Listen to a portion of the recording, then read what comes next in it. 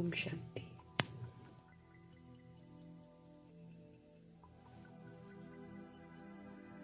मीठे निराकार परमपिता परमात्मा की मुरली। प्रभु का फरमान है, ईश्वरीय मर्यादाओं के प्रमाण चलना है। जो बीत गया उसको बोल रहे हैं कि जला दो,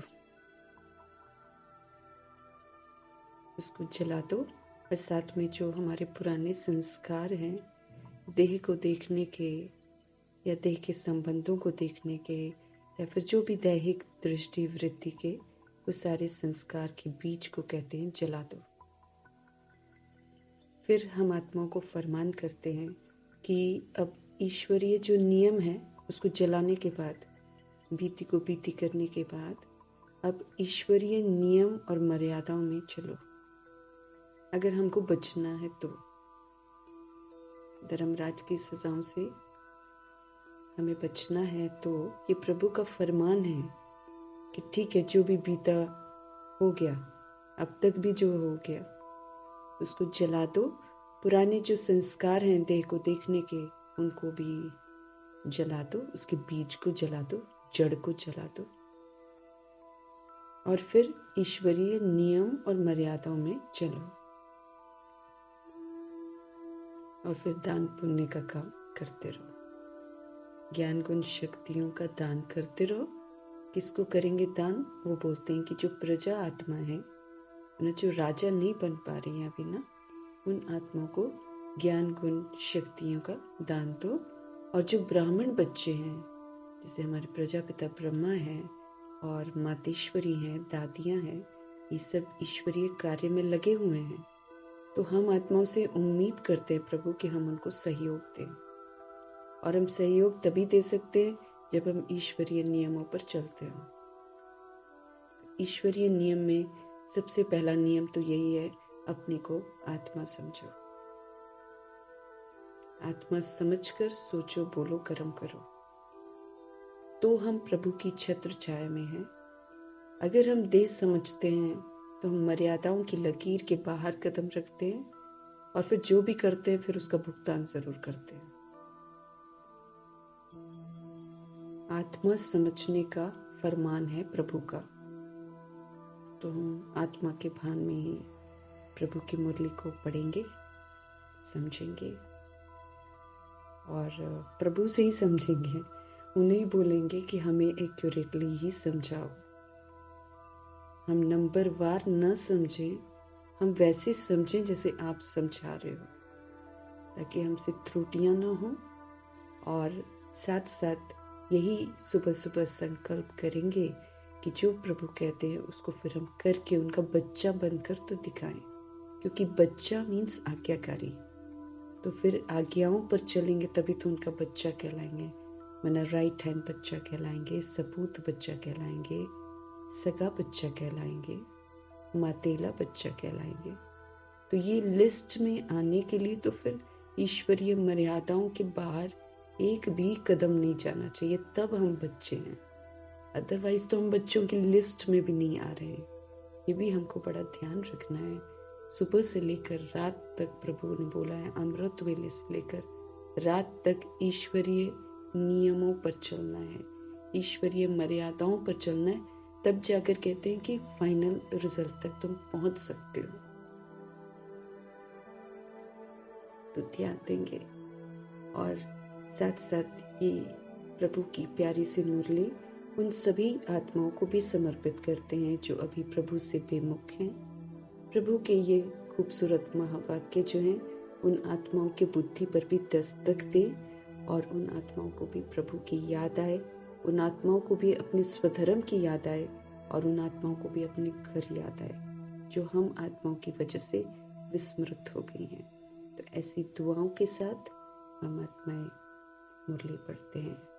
मीठे बाबा बोले, मीठे बच्चे, अविनाशी सर्जन से कुछ भी छिपाना नहीं है। मुझ आत्मा की सर्जरी हो रही है, हम तरह तरह से जख्मी हैं। न जाने कितने विकारों के जख्म हम आत्माओं को लगे हुए हैं, क्योंकि जब जब हम विकार में गए हैं या विकारों के वशीभूत हुए हैं, हमने आत्मा का घात किया हुआ है। और जब हम प्रभु से मिलते हैं हम पूरे ही जख्मी होते हैं। थोड़ा सा बचा होता है बचने का चांस ना, जिसे पूरा खत्म है। कब्र दाखिल हम हो गए थे, बिल्कुल थोड़ी सी सांसें बाकी थी, तो प्रभु ने आकर हम आत्माओं को थामा है। अब अविनाशी सर्जन परमपिता परमात्मा हम आत्माओं की सर्जरी कर रहे हैं, तो हम आत्माओं को समझ दे रहे हैं कि भाई हमें अपनी कोई भी बीमारी जो है उसे उनसे बिल्कुल छिपाना नहीं है, एकदम स्पष्ट बता देना है अपनी बीमारियों के बारे में। अवज्ञा हो तो क्षमा जरूर लेनी है। हमसे अवज्ञा होती है, इमीडिएटली उनसे क्षमा लेनी है। मिलती नहीं है क्योंकि 2-3 बार क्षमा करते ना, अब हद हो जाती है ना। अगर हम बार बार गलतियां करते रहे तो कौन माफ करता रहेगा। तो बार बार माफी मिलती तो नहीं है, लेकिन हम आत्माओं का फर्ज तो जरूर बनता है क्षमा मांगने का ना। इसलिए समझ दे रहे हैं, अगर अवज्ञा हो जाए तो फिर क्षमा जरूर लेनी है, नहीं तो बोझ जो है ना वो आप पर चढ़ता जाएगा और आप निंदक बन पड़ेंगे। मना बोझ बढ़ेगा तो फिर हम गड़बड़ काम करेंगे, हम गड़बड़ करेंगे तो फिर हम प्रभु की निंदा कराने के निमित्त बन जाएंगे, तो फिर कितनी कड़ी सजाएं मिलेंगी। इसलिए रहम दिल परमपिता परमात्मा मीठे मीठे से हैं, प्यारे प्यारे से हैं, उनको हमेशा ऊना रहता है मेरे बच्चे कहीं फंस ना जाएं धर्मराजपुरी में, मेरे बच्चों को विनाश का सेक न लग जाए। ऐसा ऊना रखने वाला पिता जो है वो बार बार हमको भिन्न भिन्न विधियों से बचाते रहते हैं उन सजाओं से जो सामने खड़ी हैं। मीठे बाबा बोले, मीठे बच्चे, अविनाशी सर्जन हमारा शिव पिता परमात्मा, उनसे हमें कुछ भी छिपाना नहीं है। गंदी भूल भी हो गई है तो भी इमीडिएटली उनको जरूर बताना है, उनसे अपनी कोई भी बीमारी नहीं छिपानी है। अवज्ञा हमसे हो जाती है तो क्षमा जरूर लेनी है, नहीं तो ये बोझ जो है वो चढ़ता ही जाएगा और फिर हम प्रभु की निंदा कराने के निमित्त बन जाएंगे। तो सावधान रहना है, प्रभु से कुछ नहीं छिपाना है। यूं तो गलतियां करनी नहीं है, होती हैं तो उनको बताना जरूर है। प्रश्न है, सच्ची कमाई का आधार क्या है और उन्नति में विघ्न क्यों पड़ते हैं? ये समय है सच्ची कमाई करने का। झूठी तो हमने कर ली, बथेरी कर ली, लेकिन अब सच्ची कमाई करनी है। तो सच्ची कमाई का आधार क्या है और हमारी जो उन्नति होती है, जो उन्नति के मार्ग में प्रभु हमें चलाते हैं, उसमें विघ्न क्यों पड़ते हैं? उत्तर है, सच्ची कमाई का आधार है ये पढ़ाई। अगर हम सच्ची कमाई करना चाहते हैं ना, तो उसका जो बेस है, जो आधार है, वो ये पढ़ाई है। अगर पढ़ाई ठीक नहीं तो फिर हम सच्ची कमाई कर नहीं सकते। एक्यूरेसी से हमको पढ़ना है, प्रभु क्या कहना चाहते हैं वो हमको समझना है, और ठीक रीति पढ़ना मतलब फिर उसको अमल में लाना है। समझाया ही इसलिए जा रहा है ताकि वो हम करें, और कोई ऑप्शन नहीं है हमें बचने का। हम सजाओं से घिरे पड़े हैं, हमने बहुत पाप किए हैं, अज्ञानता में किए हैं, इसलिए माफी का चांस है। लेकिन फिर अगर हम सुनकर भी नहीं करते हैं तो फिर हम गुनहगार हो जाते, क्योंकि अब तो हम समझकर फिर गलतियां कर रहे हैं। अब तो मुझे समझ मिल रही है कि आप एक आत्मा हो और आपका स्वधर्म आपके 7 गुण है, 36 गुण है, अनादि आदि आपका ये वाला स्वरूप है। ये मुझे पढ़ाई में समझ मिल गई है।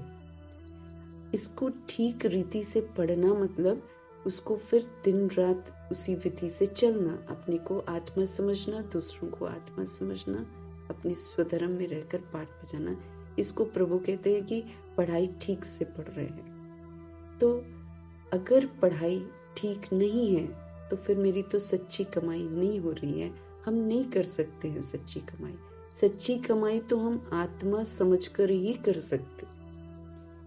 देह समझेंगे, देह के साथ कुछ न कुछ करेक्शन, है ना, क्वेश्चन, रिएक्शन, रिजेक्शन तो होता ही होता है। ये तो तय है, या तो कोई मुझे अच्छा लगेगा या कोई मुझे बुरा लगेगा, ये तो होगा ही होगा। देखते ही हमारी ये प्रॉब्लम्स शुरू हो जाती है।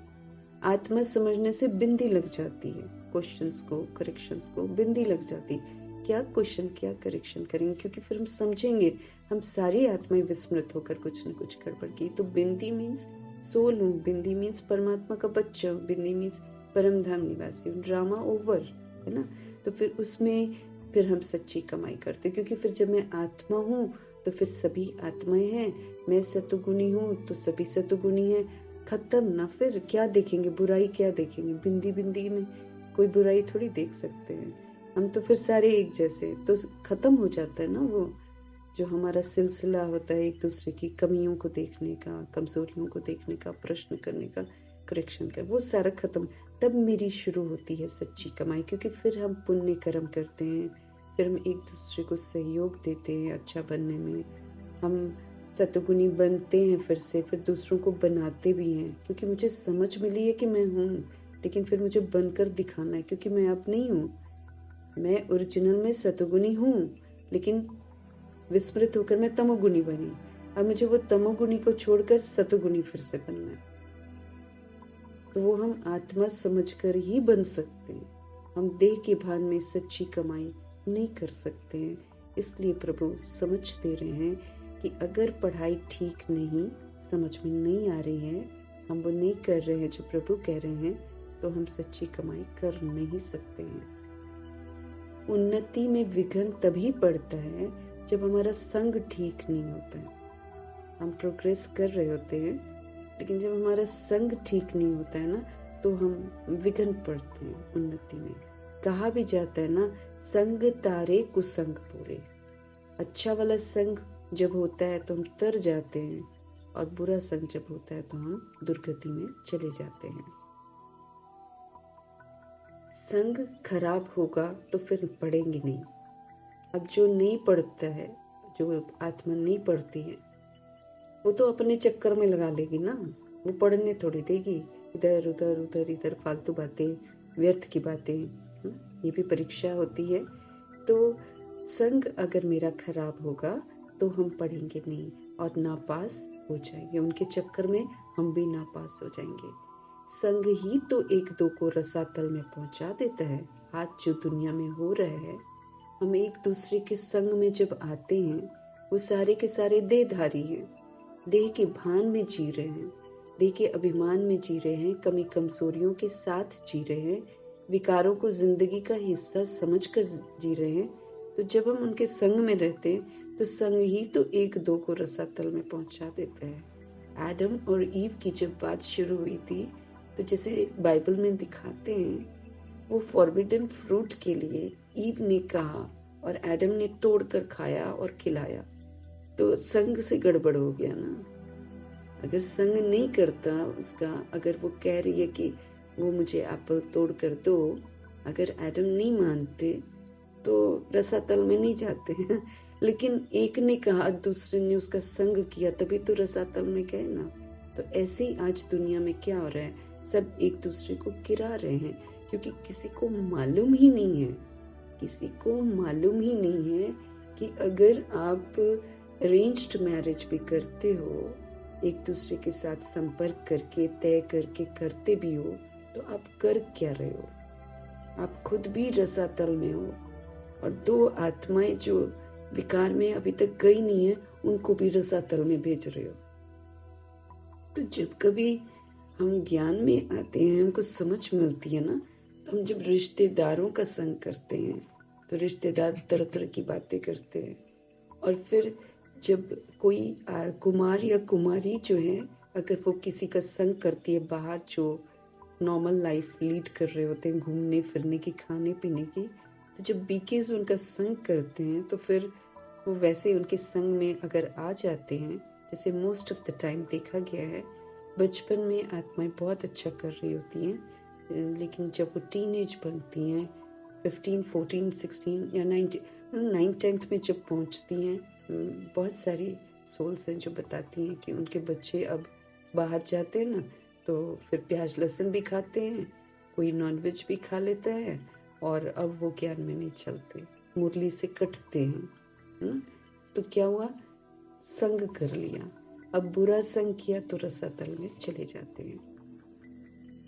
तो प्रभु समझ देते हैं कि ये जो बुरा संग होता है, ये जो देह अभिमान का संग होता है, हम अपने भी सपोज करो हम किसी और का संग नहीं कर रहे हैं, लेकिन हम आत्मा नहीं समझकर देह के अभिमान का संग जब कर लेते हैं, गुस्सा कर लेते हैं, आवेश में आ जाते हैं, एक्सपेक्टेशंस रखते हैं, ये क्या कर रहे हैं हम देह अभिमान का संग कर रहे हैं। इसमें तो मुझे कोई फोर्स नहीं कर रहा ना, सामने कोई सोल कुछ कर रही है, लेकिन मुझे समझ तो मिली हुई है ना, आत्मा समझकर उसको भी हील करने के लिए और अपनी स्मृति स्वरूप में रहने के लिए। लेकिन मैं आत्मा जब देह अभिमान का संग करती हूँ, आत्मा नहीं बनती हूँ, मैं रिएक्ट कर जाती हूँ, क्रोध कर लेती हूँ, आवेश में आ जाती हूँ, तो मैंने देह अभिमान का संग किया ना। तो देह अभिमान का संग किया और मैं कहाँ चली गई? रसातल में चली गई, क्योंकि प्रभु की छत्र छाया से मैं निकल गई। प्रभु का तो फरमान है कि मेरे संसार में रहो, मेरा जो ये संगम युगी संसार है इसके तुम अंदर रहो। इसके अंदर फिर ईश्वरीय नियम चलते हैं, ईश्वरीय मर्यादाएं चलती हैं, जिसमें प्रभु का फरमान है अपने को आत्मा समझना है और आत्मा के स्वधर्म को सिर्फ यूज करना है। दुनिया चाहे परधर्म यूज करे, दुनिया चाहे कुछ भी यूज करे, मुझ आत्मा को फरमान है सदा छत्र छाया में रहते हुए स्वधर्म का सहयोग देना है। तो जब मैं वो नहीं देती हूँ और फिर से अपना पुराना संस्कार यूज कर लेती हूँ रिएक्ट करने का, रिजेक्ट करने का, तो वो तो फिर मेरी गलती है ना, तो फिर मैं रसातल में चले जाती हूँ। तो जरूरी नहीं है कि दूसरी सोल का संग कर रहे हैं, लेकिन अपना भी जो देह अभिमान है अगर वो पूरा निकला नहीं है तो हम उसका भी संग जब करते हैं तो हम रसातल में चले जाते हैं। हम फिर प्रभु की निगाहों में अच्छे नहीं रह जाते। तो संग ही एक दो को रसातल में पहुंचा देता है। इसलिए प्रभु कहते हैं संग दोष से तुम बच्चों को बहुत संभाल करनी है ना। घर में भी तो हो सकता है ना संग दोष। अब एक ही घर में प्रभु ने हम आत्माओं को बोला हुआ है, कलयुगी आत्मा भी होगी, उसमें द्वापर युग वाली भी होगी, उसमें त्रेता युग वाली भी होगी और उसमें सतयुग वाली भी होगी। एक जगह 4 जने भी मिल सकते हैं। अब सब अलग अलग चलेंगे। जो कलयुगी होगी वो जरूर वो कलयुगी हरकतें करेगी, लेकिन प्रभु का फरमान है हमें उसका संग नहीं करना है। माना संग नहीं करना, अब साथ रह रहे हैं ना, सपोज करो बच्चे के रूप में कोई कलयुगी आत्मा आ गई है, क्या करोगे? छोड़ेंगे थोड़ी ना, साथ में ही रहेंगे। लेकिन संग मतलब कि वो जो कर रहे हैं ना उसका प्रभाव मेरे पर ना पड़े।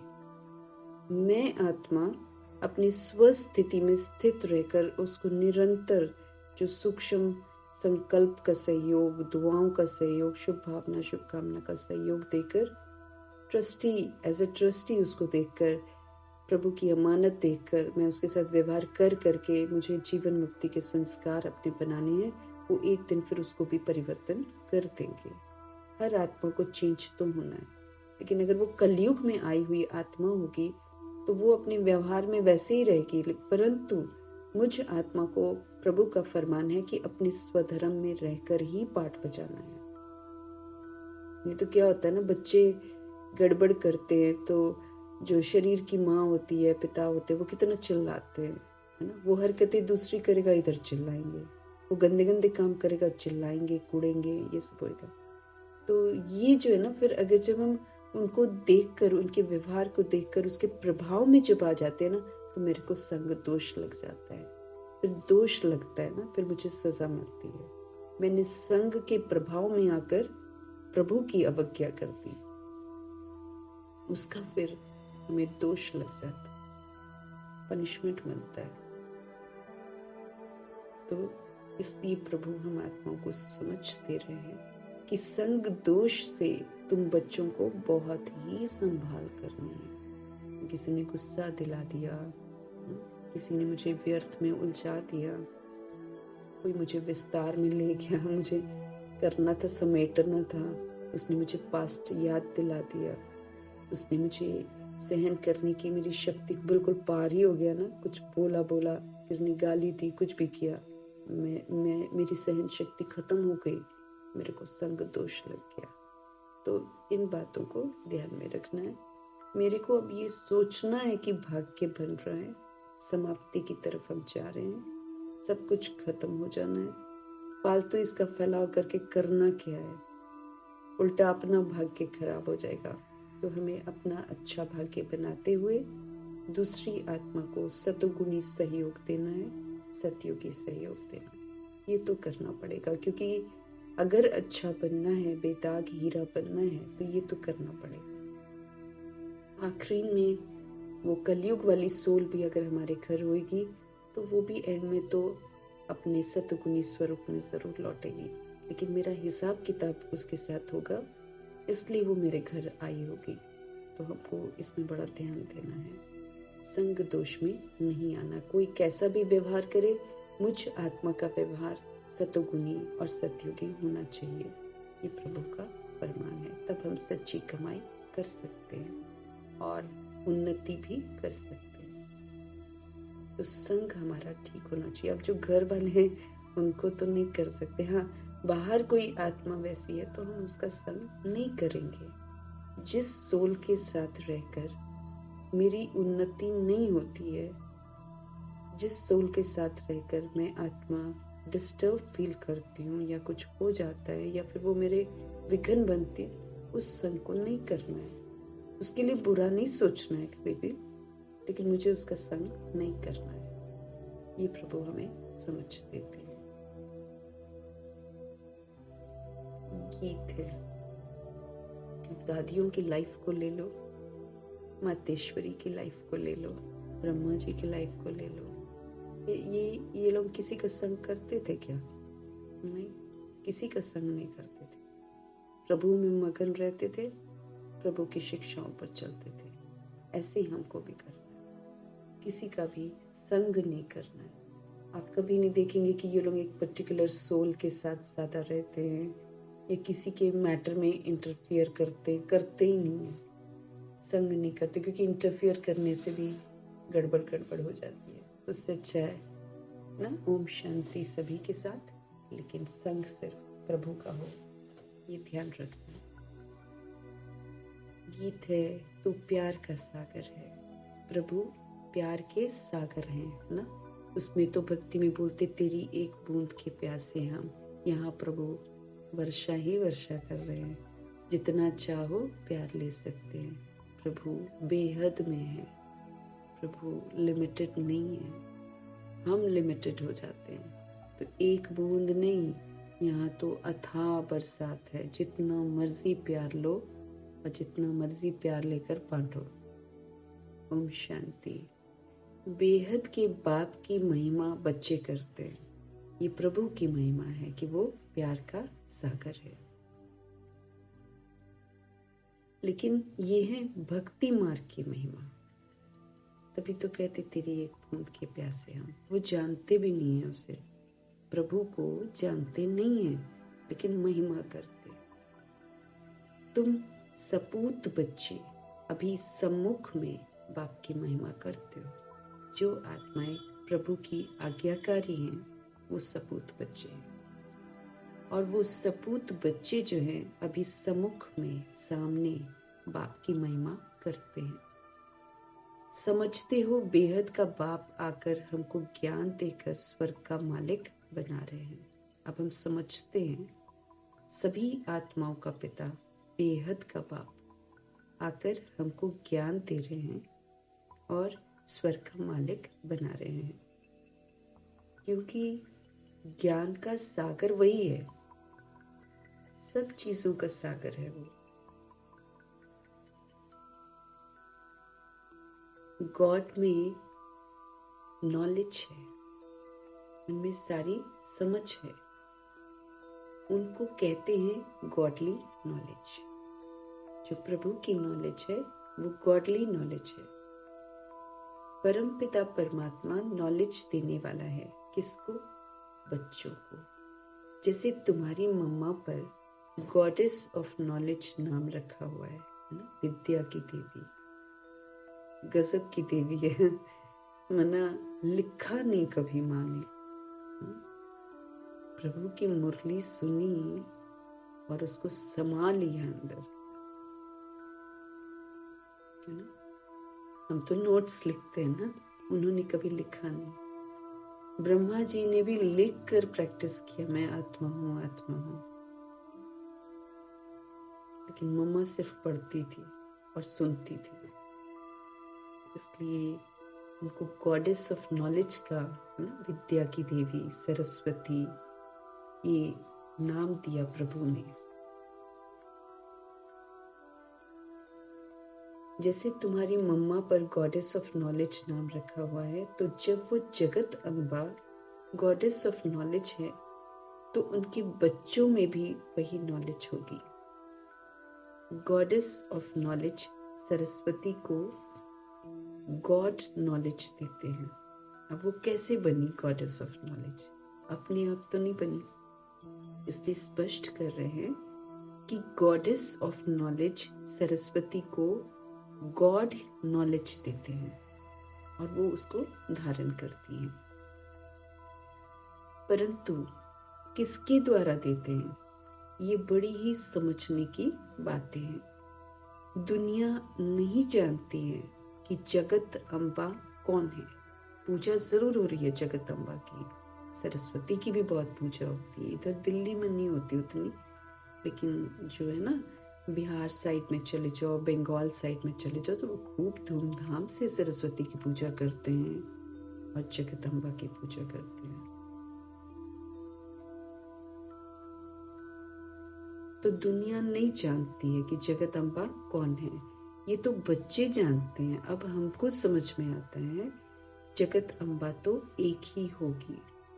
नाम बहुत दे दिए हैं, मनुष्य तो ये जानते नहीं है कि ये प्रजापिता ब्रह्मा की मुख वंशावली सरस्वती है। किसी को नहीं मालूम। उल्टा शास्त्रों में तो कह देते कि ब्रह्मा ने सरस्वती पर बुरी नजर डाली, ऐसा बोल देते हैं। नहीं, प्रभु आकर स्पष्ट करते हैं कि ये प्रजापिता ब्रह्मा की मुख वंशावली है। ये भी बच्चा है, सरस्वती भी बच्चा है ना।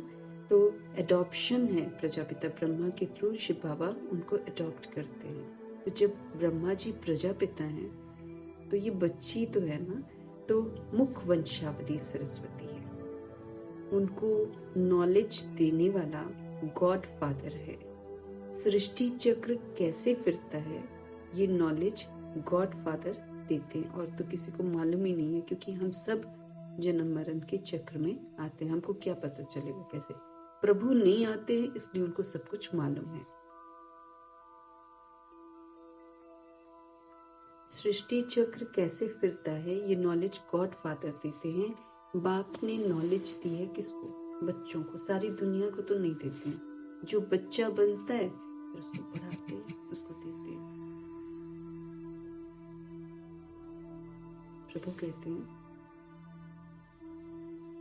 तो परमपिता परमात्मा को ज्ञान का सागर है, उसने इस मुख के द्वारा सरस्वती को ज्ञान दिया। वही ज्ञान फिर औरों को भी दिया। बाप ने नॉलेज दी किसको? बच्चों। सरस्वती को फिर कैसे मिली? जरूर प्रजापिता ब्रह्मा की मुख वंशावली है। तो परमपिता परमात्मा जो ज्ञान के सागर हैं, उसने इस मुख के द्वारा सरस्वती को ज्ञान दिया। वही ज्ञान फिर औरों को भी दिया। गॉड फादर पढ़ाते हैं, तो जरूर गॉड फादर के बच्चे मास्टर गॉड हुए ना, इसलिए नाम रखा हुआ है गॉडेस ऑफ नॉलेज। नॉलेज मिल रही है किस लिए? ताकि हम उसको समझें, उसको यूज करें। तो प्रभु कहते हैं कि गॉड फादर पढ़ाते हैं, तो जरूर गॉड फादर का जो बच्चा होएगा, आज्ञाकारी जो बच्चा होएगा, वो तो फिर पढ़ाई को धारण करेगा ना। तो फिर मास्टर गॉड हुए, इसलिए उनको गॉडेस ऑफ नॉलेज कहते हैं। उन्होंने अच्छे से पढ़ी, इस पढ़ाई को अच्छे से उन्होंने पढ़ा, अमल में लाया, फिर उसका विस्तार बहुत अच्छा करते थे। एक एक पॉइंट पर एक एक घंटा वो समझा सकते थे। बच्चे ये नहीं जानते हैं कि बच्चे ये जानते हैं कि हम और हमारी मम्मा नॉलेज ले रही हैं। जो बाकी के बच्चे भी हैं, जो आज्ञाओं पर चलते हैं, वो ये जानते हैं कि हम और हमारी मम्मा जो है वो नॉलेज ले रही है। ज्ञान सागर के द्वारा, जिसको ही गीता का भगवान कहा जाता है।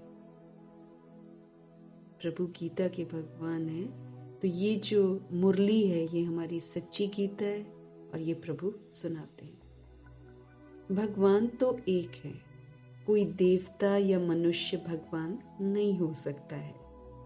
अब गॉडेस ऑफ नॉलेज है तो कौन सी नॉलेज होगी? राज योग की। इस सहज राजयोग की नॉलेज से गॉडेस ऑफ नॉलेज सरस्वती ही फिर गॉडेस ऑफ लक्ष्मी बनती है।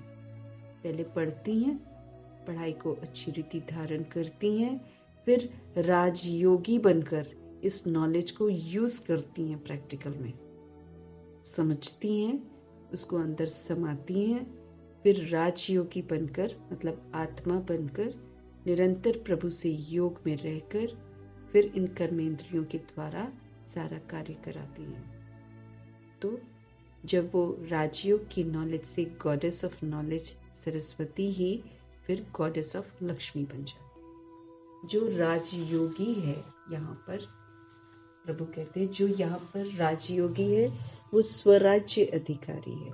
वो अधिकार प्राप्त कर लेता है अपनी कर्मेंद्रियों पर राज्य करने का और अपनी सूक्ष्म शक्ति मन बुद्धि संस्कार पर राज्य करने का अधिकार प्राप्त कर लेता है। कौन? राजयोगी। तो स्पष्ट कर रहे हैं कि सरस्वती जो है, गॉडेस ऑफ नॉलेज जो है, उन्होंने नॉलेज को समझा, अपने अंदर समाया, फिर राजयोगी बन उसको अमल में लाकर सभी के प्रति भी यूज किया और क्या बन गई? फिर वो गॉडेस ऑफ लक्ष्मी बनती है। गॉडेस ऑफ नॉलेज की महिमा है तो फिर जरूर बच्चों की भी है। प्रजापिता की सब संतान ठहरे, मम्मा की संतान नहीं कहेंगे। हम सब प्रजापिता ब्रह्मा की संतान है जब तक हम देह में हैं। एज अ सोल हम प्रभु की संतान है, वो तो फिक्स है, वो तो अविनाशी है, वो तो कभी चेंज नहीं होता। लेकिन ये जो हमारा नया जन्म हुआ है ब्राह्मण है ना, एज ब्राह्मण हम फिर प्रजापिता ब्रह्मा के हैं, क्योंकि हम प्रभु से फिर वर्षा लेते हैं प्रजापिता ब्रह्मा के थ्रू। तो फिर प्रजापिता ब्रह्मा फादर के रोल में आ जाते हैं। तो प्रजापिता की सब संतान ठहरे, मम्मा की संतान हम नहीं कहेंगे। प्रजापिता ब्रह्मा के मुख कमल की ये है संतान। प्रजापिता ब्रह्मा बिल्कुल नए हैं, दादा लेखराज नहीं है वो दादा लेखराज से संपूर्ण मर जाते हैं। फिर प्रजापिता ब्रह्मा बिल्कुल न्यू, भले शरीर कैसा भी है लेकिन एकदम न्यू। तब उनका मुख क्या बन जाता है? कमल। विकारों से बिल्कुल, विकारी वृत्ति से बिल्कुल परे हो जाते हैं, मतलब इतने लायक बन जाते हैं कि प्रभु उनको यूज करे, क्योंकि कमल जैसे मुख को ही प्रभु यूज करेंगे। तो प्रजापिता ब्रह्मा के मुख कमल की ये है संतान। तुम सब ईश्वरीय संतान निश्चय करते हो। ईश्वर बाप कहते हैं मैं बच्चों के ही सम्मुख होता हूँ, वो ही मुझे जानते, सारे वर्ल्ड के सामने नहीं आते हैं प्रभु। अब नंबर वार देखो, जितना समय उन्होंने प्रजापिता तन में रहना था, मना यूज करना था, वो वाले बच्चों के सामने वो रहे। फिर अव्यक्त रूप वाले में रहे। अब तो फिर नहीं आते ना, वैसे रूप में नहीं आते, अब मुरली के थ्रू दूर से कनेक्ट हो गए हैं। अब वो ऐसे सम्मुख आकर नहीं पढ़ाते, क्योंकि वैरायटी सोल्स हैं, झूठ भी बोलती हैं, देह का भान खत्म नहीं हुआ है, देह का अभिमान है। डायमंड हॉल में बैठते हैं तो देह के अभिमान में बैठी हुई आत्माएं हद से ज्यादा होती हैं। तो प्रभु तो कहते ना, इंद्र सभा में देह की बदबू आ जाती है अगर कोई देह अभिमान में रहता है, इसलिए प्रभु नहीं आते हैं, दूर से कनेक्टेड है। तो प्रभु कह रहे कि ईश्वर बाप कहते हैं में बच्चों के ही सम्मुख होता है। जो कहना मानते हैं ना, उनको पढ़ा देते हैं, उनको समझा देते हैं। सारे लोग तो नहीं बैठकर पढ़ेंगे ना, एक्स्ट्रा कोई नहीं पढ़ेगा, वो मुरली पढ़ लें वही बहुत है, लेकिन एक्स्ट्रा नहीं पढ़ते। लेकिन जो जिनसे बाबा को उम्मीद होती है कि मेरे बच्चे कुछ कर लेंगे, उनको, या फिर जिनकी चाहना होती है, जो चाहते हैं कि हम पढ़ लें, तो उनकी चाहना को प्रभु पूरा करके पढ़ाते हैं। तो प्रभु स्पष्ट कर रहे हैं कि मैं बच्चों की ही सम्मुख होता हूँ, वो ही मुझे जानते हैं। तो जगत अम्बा है गॉडेस ऑफ नॉलेज। ये सहज राजयोग की नॉलेज है, न कि शास्त्रों की। शास्त्रों की नॉलेज नहीं है, ये सहज बहुत इजी राजयोग है। अपना राजा बनो, हम आत्माएं राजा हैं। उसके लिए प्रभु कहते हैं कि फिर श्रीमत के प्रमाण राजा बनकर अपने शरीर रूपी राजधानी को चलाओ।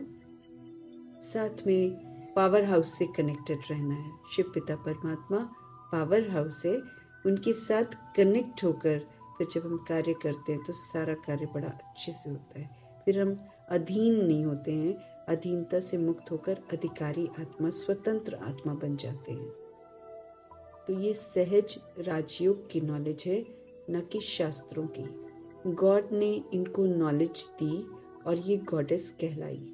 जगत अम्बा तो माता ठहरी, फिर दूसरे जन्म में goddess of wealth, goddess of wealth Lakshmi बनती है, जिससे मनुष्य फिर भीख मांगते हैं। अब वो तो धनवान बन जाती है, अपने पुरुषार्थ से बनती है। तो पुरुषार्थ से सबको बनना है ना, लेकिन धन की देवी माना ज्ञान धन से संपन्न हुई तो महारानी बनी है ना, विश्व महारानी बनी। यहाँ पर पूरा ज्ञान के साथ धनवान बन गई। यानी ज्ञान जब हमें मिलता है, जब हम उसको अमल में लाते हैं और दूसरों के प्रति उसको यूज करते हैं, तो फिर मेरा जमा होता है ना। तो मातेश्वरी ने वैसा ही किया। तो फिर जब हम यहाँ पर सूक्ष्म ये वाला करते हैं तो सत्युग में स्थूल की भरपूरता होती है। लेकिन चूंकि ऐसा एंड में पता चलता है, इसलिए आत्माओं के अंदर रह जाता है कि ये लक्ष्मी जो है ना, वो हमें पैसे देगी। नहीं, जगत अम्बा के रूप में वो सेवा करके प्रभु से जोड़कर आत्माओं को धनवान बनाती है। बाकी ये स्थूल पैसा थोड़ी देती है। लेकिन अज्ञानतावश भक्ति मार्ग में लोग लक्ष्मी से धन मांगते हैं,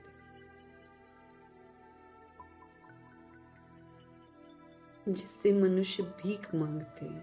तो सिद्ध हुआ पाप द्वारा जगत अम्बा को राजयोग का वर्षा मिलता है। उनको गॉडेस ऑफ नॉलेज कहा जाता है। नॉलेज जो है, प्रभु की जो नॉलेज है, ये सोर्स ऑफ इनकम है, ये आमदनी का साधन है। ये है सच्ची कमाई जो सच्चे बाप के द्वारा होती है। तो ये तो युग ही चल रहा है सच्ची कमाई करने का, यही हमारे साथ जाएगी। बाकी जितना धन दौलत हम इकट्ठा कर रहे हैं वो हमारे साथ नहीं जाएगा। उसके लिए अगर हम वक्त भी अपना ज़ाया कर रहे हैं तो फिर तो हम बड़े बदनसीब हैं, क्योंकि न तो वो मेरे काम आएगा।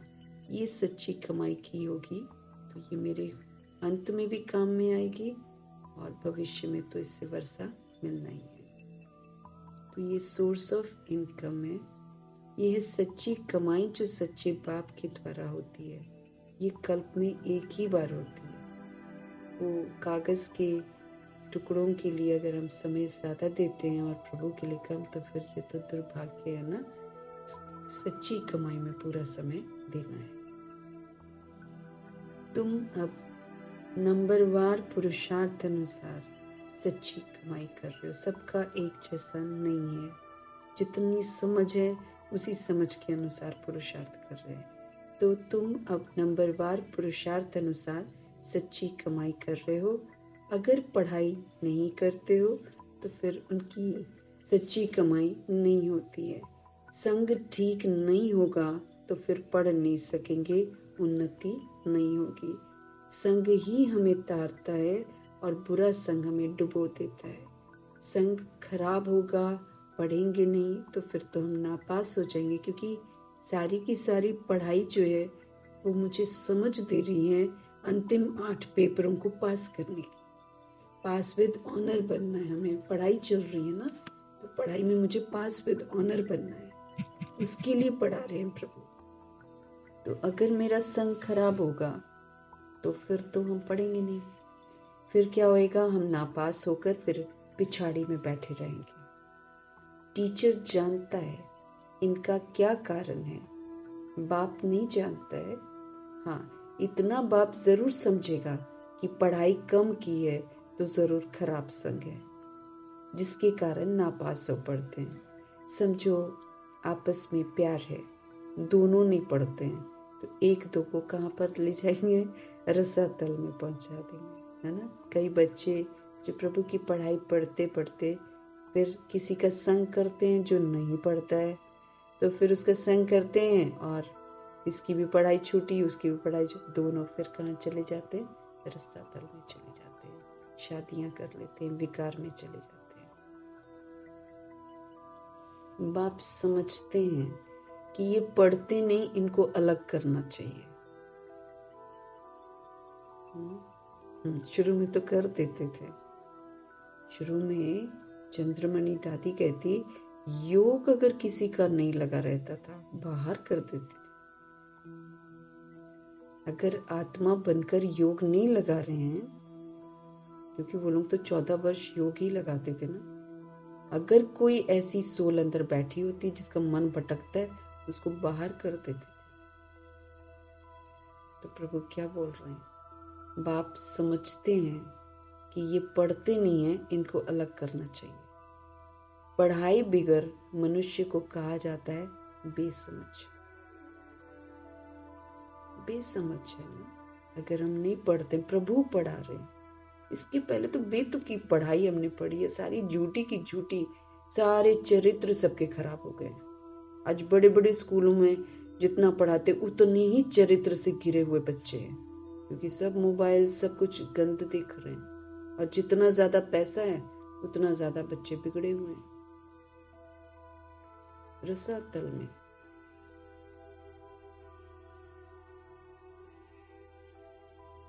जो पढ़ते नहीं इनको अलग करना चाहिए, क्योंकि वो ना वायुमंडल को खराब करते हैं।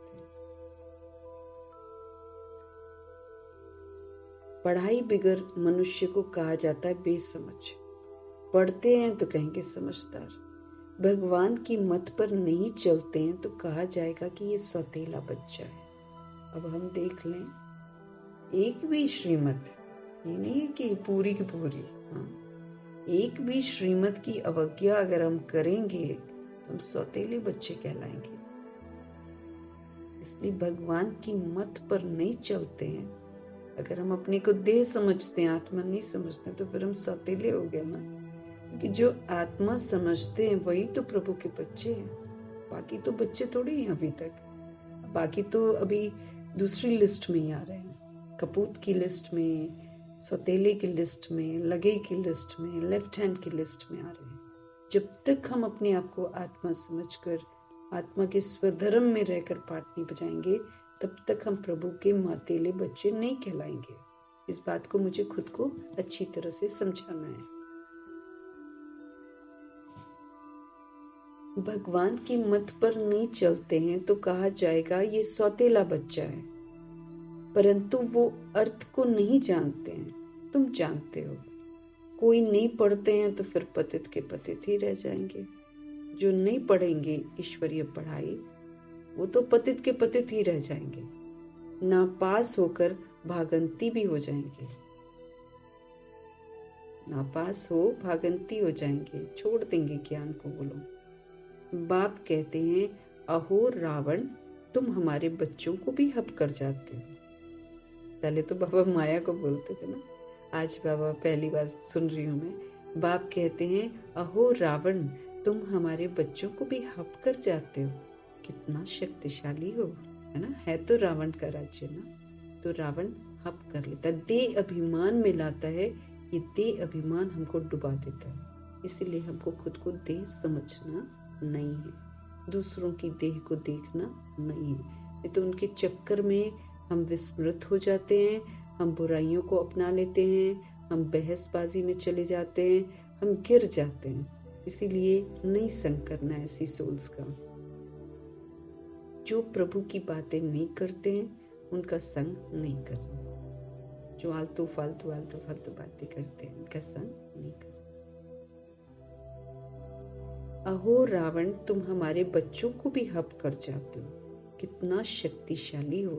बच्चे शैतान की मत पर चल पड़ते हैं। शैतानियत है दुनिया में, शैतान की मत चल रही है। जितने भी देहधारी हैं वो किस में फंसाते हैं? दुनियावी चीजों में फंसाते हैं। दौलत कमाओ, ये करो, वो करो, घर खरीदो, गाड़ियां खरीदो। शैतान की मत है ये, क्योंकि इसके चक्कर में रह रहे हैं। समय खत्म होता जा रहा है, प्रभु की पढ़ाई नहीं पढ़ रहे हैं, प्रभु के बन नहीं रहे हैं, इम्तिहान के लिए तैयार नहीं है। अचानक इम्तिहान शुरू हो जाने हैं, इस बात से बिल्कुल अनजान है। बच्चे शैतान की मत पर चल पड़ते हैं, श्रीमत पर नहीं चलते। श्रीमत क्या कहती है? श्रीमत तो कहती है इच्छा मात्रम अविद्या बनो, क्योंकि इच्छाएं कभी अच्छा बनने नहीं देंगी। इच्छाओं को बिल्कुल छोड़ दो। बाबा कहते हैं जो चाहिए वो प्रभु देंगे, जितना चाहिए उतना ही देंगे। जरूरत से ज्यादा देंगे तो पैसा तो दिमाग घुमा देता है। इंसान सोचता है कि हमें पैसा आ जाए और हम ये पैसा यज्ञ में लगाएं। प्रभु ने एक मुरली में बोला था, मुझे नहीं चाहिए ऐसा, मैं लूंगा भी नहीं, मैं यज्ञ में लगने भी नहीं दूंगा ऐसा पैसा जो पढ़ाई को छोड़कर कमाया जाए। उससे तो नुकसान होने वाला है। जो पढ़ाई को छोड़कर दौलत कमा रहे हैं, वो सोच रहे हैं हम घर को चला देंगे, हम बच्चों को पाल लेंगे, वो तो प्रभु की उसमें लिस्ट में आ ही नहीं रहे हैं। क्योंकि वो सच्ची कमाई का जो समय है वो व्यर्थ की कमाई में लगा रहे, जो कि खत्म हो जाएगी और काम भी नहीं आएगी। सबसे बड़ी बात है उससे फिर बच्चे बिगड़ेंगे ही बिगड़ेंगे। जो प्रभु की पढ़ाई को छोड़कर वक्त बाहर दे रहे हैं उनके बच्चे बिगड़ जाएंगे, क्योंकि आगे आगे बिगड़ने वाला वायुमंडल बढ़ता चला जाएगा।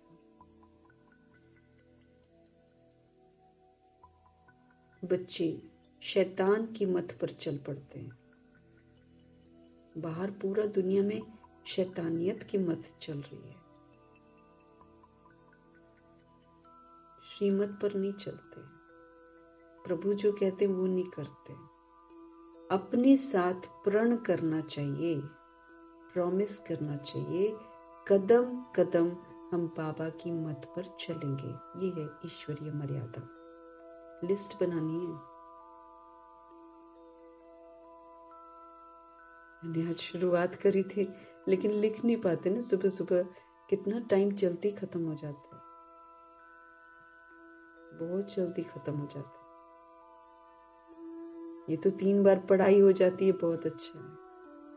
तो समय नहीं मिलता है, इधर उधर बहुत जल्दी खत्म हो रहा है।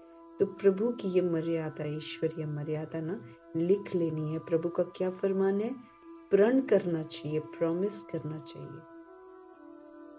कदम कदम हम बाबा की मत पर चलेंगे और रोज हमको प्रभु की श्रेष्ठ मत मिलती है। एक प्रभु ही मेरा सच्चा साथी है ना। प्रभु सच्ची कमाई करवा रहे हैं, बाकी बाहर सारी शैतान की मत है। वो प्रभु से गुमराह करने की मत है। जो श्रीमत पर नहीं चलते उनको आसुरी मत वाला कहेंगे। लो जी, हम असुर भी कहलाएंगे अगर हम श्रीमत पर नहीं चलते हैं।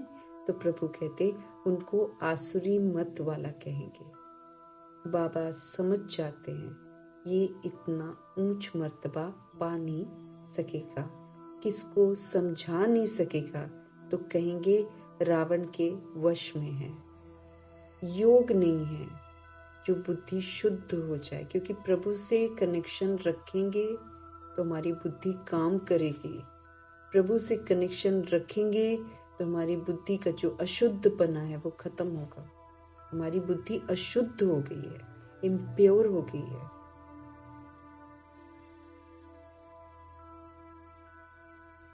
योग नहीं है जो बुद्धि शुद्ध हो जाए। बुद्धि का योग भी तो चाहिए ना प्रभु के साथ। ईश्वरीय बच्चों की चलन बड़ी रॉयल होनी चाहिए। जो प्रभु के बच्चे हैं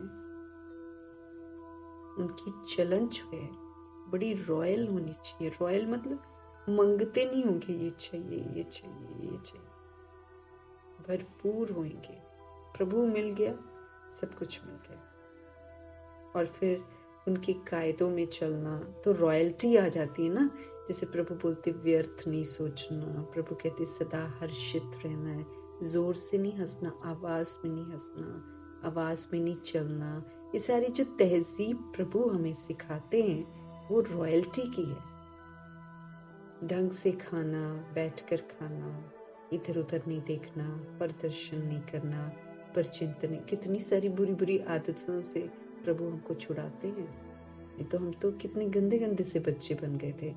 तो ईश्वरीय बच्चों की चलन, जब हम प्रभु के बच्चे बने हैं, जब हम उनसे श्रीमत ले रहे हैं, तो प्रभु ये उम्मीद रखते हैं कि हमारी चलन जो है, हमारा जो उठना बैठना खाना पीना है, वो गड़बड़ नहीं होना चाहिए, वो बड़ा रॉयल होना चाहिए।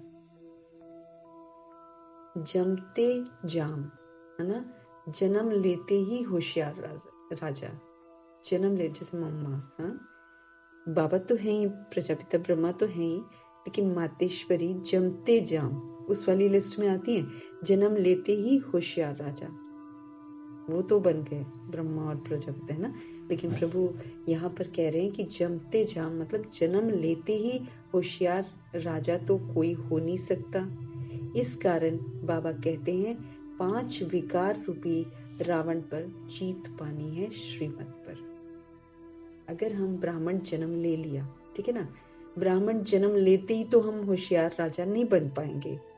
तो होशियार राजा जो बनते हैं वो बनते हैं जो तुरंत श्रीमत पर चलना शुरू करते हैं। जैसे उन आत्माओं को प्रभु ने बोला आप आत्मा हो, वो दिन है और फिर आखिरी दिन है। उन्होंने निरंतर अपने को आत्मा समझकर ही पाठ बजाया। ऐसे हमको भी करना है। श्रीमत रोज न जाने कब से प्रभु हमको कह रहे हैं आप आत्मा हो, आप आत्मा हो, आप आत्मा। हम अपने आप से पूछ सकते हैं, क्या हम सारा दिन आत्म अभिमानी होकर रहते हैं? अगर रहें तो फिर तो हम जल्दी जल्दी संपूर्ण बन जाएं। लेकिन कितनी जगह पर हम देह के भान और देह के अभिमान में आ जाते हैं, वो हमको चेक करना है और चेंज करना है। इस कारण बाबा कहते हैं 5 विकार रूपी रावण पर जीत पानी है, इसको यूज नहीं करना है। श्रीमत प्रमाण, है ना। श्रीमत हमको क्या कहती है? श्रीमत हमको ये नहीं कहती कि तुम बैठकर युद्ध करो और काम विकार को खत्म करो, फिर क्रोध को खत्म करो, फिर लोभ को खत्म करो। प्रभु ऐसे नहीं कहते। प्रभु की श्रीमत है, इसको यूज मत करो आप बस। उन्होंने बोला काम विकार के संकल्प भी आएंगे, एक्सपेक्टेशंस तो रहती हैं, लेकिन काम विकार के संकल्प भी आएंगे। क्रोध का संकल्प आएगा, लोभ मोह ये भी आएगा, लालच आ गया, वो कर लें, ये कर लें, पैसा कमा लें, वहां से ये आ रहा है ये भी कर लें, वो भी कर लें, इतना धन जमा कर लेते हैं, वहां भी घर ले लेते हैं, यहाँ भी ले लेते हैं। लोभ है, लोभ। ये भी खा लें, वो भी खा लें, वो भी खा लें, लोभ। हम टेस्ट के लिए ही खा रहे हैं तो लोभी हैं हम। आत्मा की अधीनता है, ये आत्मा की अधीनता है कि मुझे पराठे चाहिए, मुझे दही चाहिए, मुझे घी चाहिए, मुझे कुछ भी चाहिए, मुझे पनीर चाहिए। ये आत्मा की कमजोरी है। चाय चाहिए, कॉफी चाहिए, कमजोरियां हैं आत्मा की, ये फेल करा देंगी। ये विकार है, टेस्ट का विकार। तो श्रीमत पर प्रभु कहते 5 विकार रूपी रावण पर जीत पानी है। काम क्रोध लोभ मोह अहंकार, देह के अभिमान से ये पनपते हैं। इनको श्रीमत पर चलकर जीत पानी है। और हमारे प्यारे प्रभु जी श्रीमत क्या देते हैं? इनको यूज करना बंद कर दो। ये अपने आप मर्ज हो जाएंगे। बिंदी लगा दो। संकल्प आएंगे लेकिन उसको कर्म में मत लाना। प्रभु की याद में रहना। मन में आएगा, जरूर आएगा। ये जो हम पहले खाते थे ना, वो खाने का मन करेगा, लेकिन प्रभु ने कहा तला हुआ नहीं खाना। प्रभु ने कहा इमली, खटाई, है ना, जिसमें चटपटा, है ना, मिर्चियां, है ना, ये नहीं खाना है, प्रभु कहते हैं। लेकिन हमने पहले अगर खाया होएगा या पैकेट की चीजें खाई होंगी, वो आएगा मेरे मन में कि खाएं खाएं, टेस्ट आए। मैंने कभी जैसे भूखे हैं, हम कहीं रास्ते में हैं, कहीं माया आकर्षित करेगी, इधर खा ले इधर खा ले। प्रभु ने क्या बोला? विकारियों के हाथों का नहीं खाना। बाहर जितने भी लोग, चाहे आप डिब्बे में अचार बेचते हो, मुरब्बे बेचते हो, बना कौन रहा है भाई? बना विकारी लोग, वो विकार में जाते हैं जो बना रहे हैं। तो अगर हम वो बनी हुई चीजें लाकर घर में खाते हैं, मेरे अंदर उनका जो प्रभाव है वो जरूर आएगा। खतरा है ना, हर जगह खतरा है। इसलिए प्रभु कहते सादगी में खाओ, टेस्ट के लिए नहीं खाओ। उबली हुई दाल ही तो खाते थे जब चंद्रमणि दादी लोग 14 वर्ष थे। उबली हुई कहती, कोई तड़के वड़के हम लोग नहीं लगाते थे। उबले हुए आलू, उबली हुई दाल, प्लेन, एकदम सिंपल प्लेन चावल, और या फिर चपाती, और वो भी थोड़ी थोड़ी। टेस्ट के लिए वो आत्माएं नहीं गई हैं इस मामले में। तो भाई वंडरफुल सोल्स हैं। गुलजार दादी कितना वंडरफुल सोल है। टेस्ट नहीं, कभी भी नहीं। जो 15 दिन एक बार उनको बाजरे की रोटी, परीक्षा हुई थी ना, 15 दिन बाजरे की रोटी तीनों समय, इतनी श्रद्धा से खाया है ना गुलजार दादी ने। रईस घर की आत्मा है, कोई गरीब घर की सोल्स थोड़ी थी है। ब्रह्मा जी, इतने शाही भोजन होता था इन लोगों का, एक धक से परिवर्तन किया ना, तो हम आत्माएं भी तो कर सकती हैं। तो 5 विकार रूपी रावण पर जीत पानी है श्रीमत पर। जो श्रीमत पर नहीं चलते हैं तो बाबा कह देते हैं ये आसुरी मत पर है। फिर उसमें कोई 5% श्रीमत पर चलते हैं, कोई 10% चलते हैं, वो भी हिसाब है। श्रीमत मीन्स श्रीमत,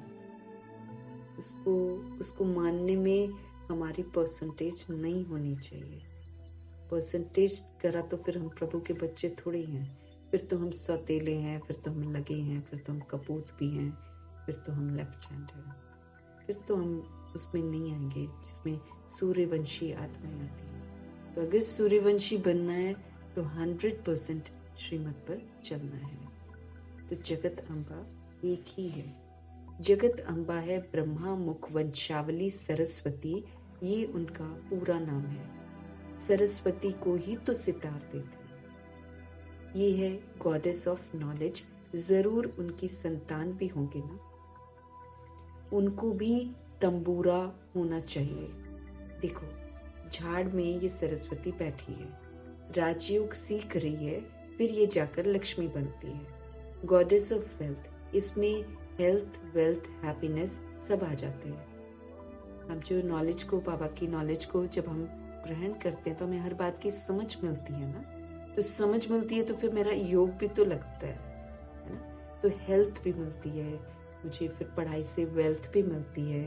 और जब हम इसको धारण कर लेते हैं, अच्छे बन जाते हैं, दिव्यता आ जाती है, सत्यता की सभ्यता आ जाती है, तो हैप्पीनेस तो स्वतः ही आ जाती है। हम नाखुश ही इसलिए होते हैं जब हम अपवित्र बनते, थॉट से, वर्ड से, डीड से। किसी भी तरह की अपवित्रता जब हमारे अंदर आती है, हमारी खुशियां गायब हो जाती हैं। लेकिन जब हम प्रभु की श्रीमत पर चलते हैं तो हमें हेल्थ, वेल्थ, हैप्पीनेस तीनों की प्राप्तियां होती हैं। ये तो सिवाय परमपिता परमात्मा के कोई दे ही नहीं सकता। आज हम दुनिया के पीछे भागेंगे कि मेरे को वेल्थ मिले, मेरे को हेल्थ मिले। जैसे जाते हैं ना, कई लोग साधु सन्यासियों के पास जाते हैं, मेरे को हेल्थ मिले, या फिर कहीं जाते हैं वेल्थ मिले, है ना। कितने आजकल वेल्थ के लिए लोग धंधे खोलते हैं, और फिर मतलब वेल्थ के पीछे दीवाने हैं ना। हैप्पीनेस दुनिया में ढूंढते, कहीं मिलती है क्या? कहीं भी नहीं मिलती है, दुर्गति में चले जाते हैं। तो हेल्थ, वेल्थ, हैप्पीनेस के दाता तो शिव पिता परमात्मा ही है। ये तो सिवाय परमपिता परमात्मा के कोई दे न सके। हेवनली गॉड फादर शिव पिता परमात्मा है। अब देखो मम्मा सर्विस कर रही है, समझो कहाँ मम्मा को निमंत्रण दे तो पहले मम्मा के ऑक्यूपेशन को जाने, पहले नॉलेज चाहिए ये कौन है।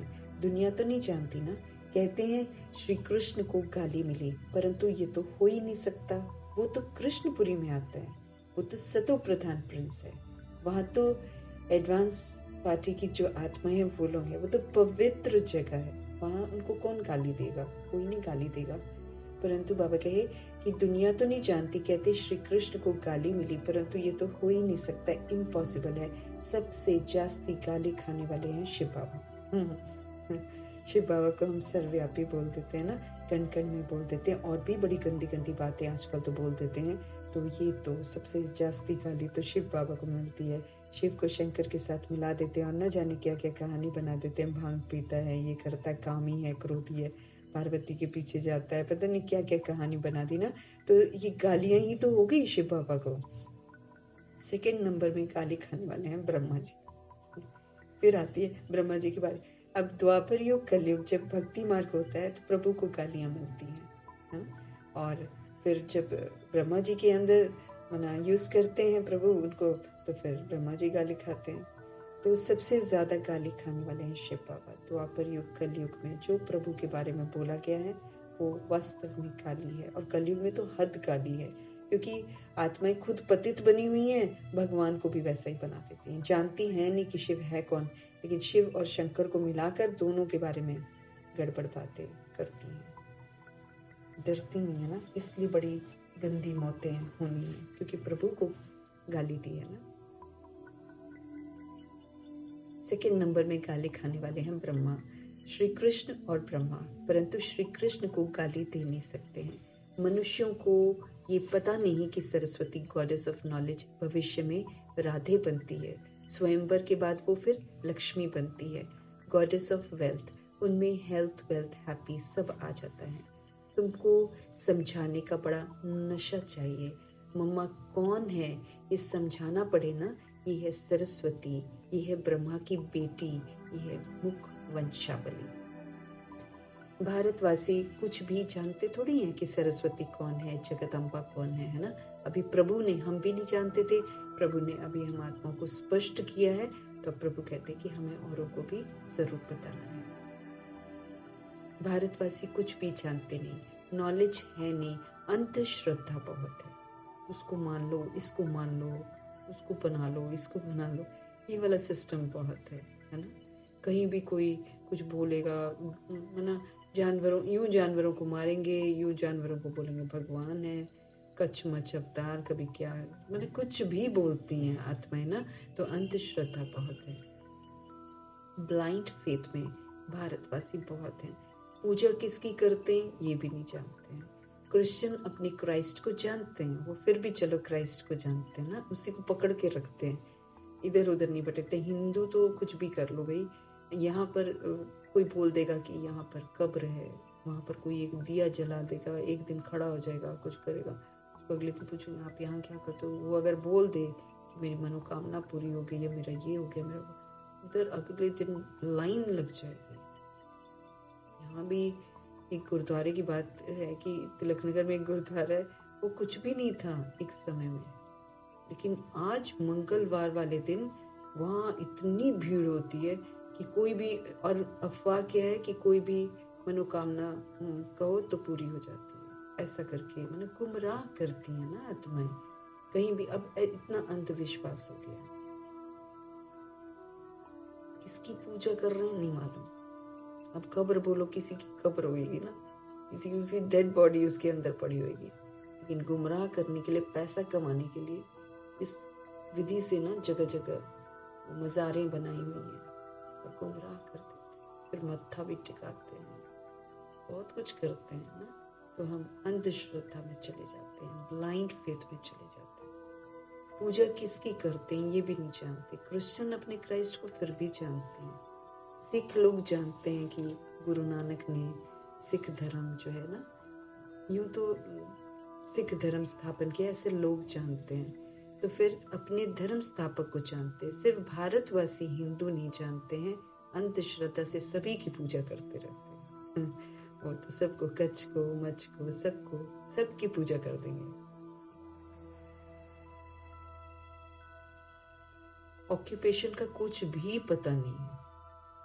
कल्प की आयु बड़ी करने से कुछ भी समझते नहीं है। इस्लामी, बौद्धि आदि बाद में आए हैं, उन्हों के आगे जरूर ये देवता होंगे, उन्हों का भी इतना समय होगा। इतने और सब धर्मों को आधा कल्प लगता है, तो इस एक धर्म को भी आधा कल्प तो देना पड़े। लाखों वर्ष तो नहीं कह सकते हैं। तुम जगत अम्बा के मंदिर में जाकर समझाएंगे कि इस गॉडेस ऑफ नॉलेज को ये नॉलेज किसने दी। ऐसे तो नहीं कहेंगे श्री कृष्ण ने जगदम्बा को नॉलेज दी, परंतु ये भी समझा हो सकेंगे जिनकी प्रैक्टिस अच्छी है। कोई कोई को तो देह का अभिमान बहुत है, कोई न कोई मित्र संबंधी आदि याद पड़ते ही रहते हैं। हमें कायदे से याद नहीं आना चाहिए कोई भी, लेकिन प्रभु कहते ये देह का अभिमान बहुत होता है ना, इसलिए कोई कोई तो देह अभिमान बहुत है, इसलिए कोई न कोई रिलेटिव को याद करते ही रहेंगे, मित्र संबंधी आदि याद पड़ते रहते हैं। बाप कहते हैं औरों को याद करेंगे तो मेरी याद भूल जाएंगे, और प्रभु की याद भूली तो पाप कर रहे हैं। तो समझते रहें कि यदि आप औरों को याद करेंगे तो मेरी याद भूल जाएंगे। तुम गाते भी हो और संग तोड़ एक संग जोड़ेंगे। अब हम यहाँ प्रॉमिस करते हैं प्रभु को ना कि हम बाकी संग तोड़ देंगे और एक आप संग जोड़ेंगे। वो तो अब यहाँ बैठे हैं, बाबा हम आपके हैं, आपकी मत पर चलेंगे। ऐसा कोई कर्म नहीं करेंगे जिसमें नाम बदनाम हो। बहुत बच्चे ऐसे ऐसे काम करते हैं जिससे नाम बदनाम होता है प्रभु का। जब तक कोई समझे तब तक गाली देते रहते हैं। नाम भी तो बाला हुआ है। अहो प्रभु तेरी लीला गाई है ना, परंतु बच्चे समझ सकते हैं और कोई जानते नहीं है, बस खाली बोलते हैं कि प्रभु तुम्हारी लीला अपरंपार। तो ऐसे ऐसे काम कई बच्चे करते हैं, प्रभु कहते जिससे नाम बदनाम होता है। जब तक कोई समझे तब तक गाली देते ही रहते हैं। नाम भी तो बाला हुआ है। अहो प्रभु तेरी लीला गाई हुई है, परंतु बच्चे समझ सकते हैं और कोई इस बात को नहीं जानते हैं। बाप कहते हैं बच्चे मैं तो निष्काम सेवा करता हूँ, मैं कुछ लेता थोड़ी हूँ किसी से। अपकारियों पर भी उपकार मैं तो कर देता हूँ। जो बुरा करते हैं, जो मेरे को बदनाम करते हैं, मैं उन पर भी उपकार करता हूँ। भारत को ही सोने की चिड़िया में फिर से बनाता हूँ। नंबर 1 उपकार करने वाला हूँ, परंतु मनुष्य मुझे सर्वव्यापी कहकर बहुत गाली देते हैं ना। कण कण में है, मेरे में है, तेरे में है, गंदे काम कर रहे हैं और बोल रहे हैं मेरे में है, तेरे में है, तो गाली देना होगा ना। प्रभु का बदनाम करें, क्योंकि दूसरे जो क्रिश्चियन मुस्लिम्स ये सब सुनते हैं ना, तो वो लोग बोलते हैं ये हिंदू क्या है, काफिर है, इनका कोई भगवान वगैरह नहीं है ना। तो भगवान को कण कण में कहना, उनको गाली देना है।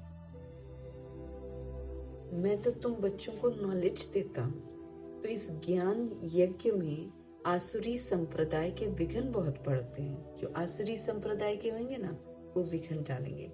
बाप तो समझाते हैं कि जो बच्चे अच्छी तरह नहीं समझते हैं उनके कारण ही पिछड़ा पड़ता है। बाप तो समझाते हैं कि जो बच्चे अच्छी तरह नहीं समझते हैं शिव बाबा की बातों को, उनके कारण ही तो किचड़ा पड़ता है, गिलानी कराते हैं फिर भगवान की।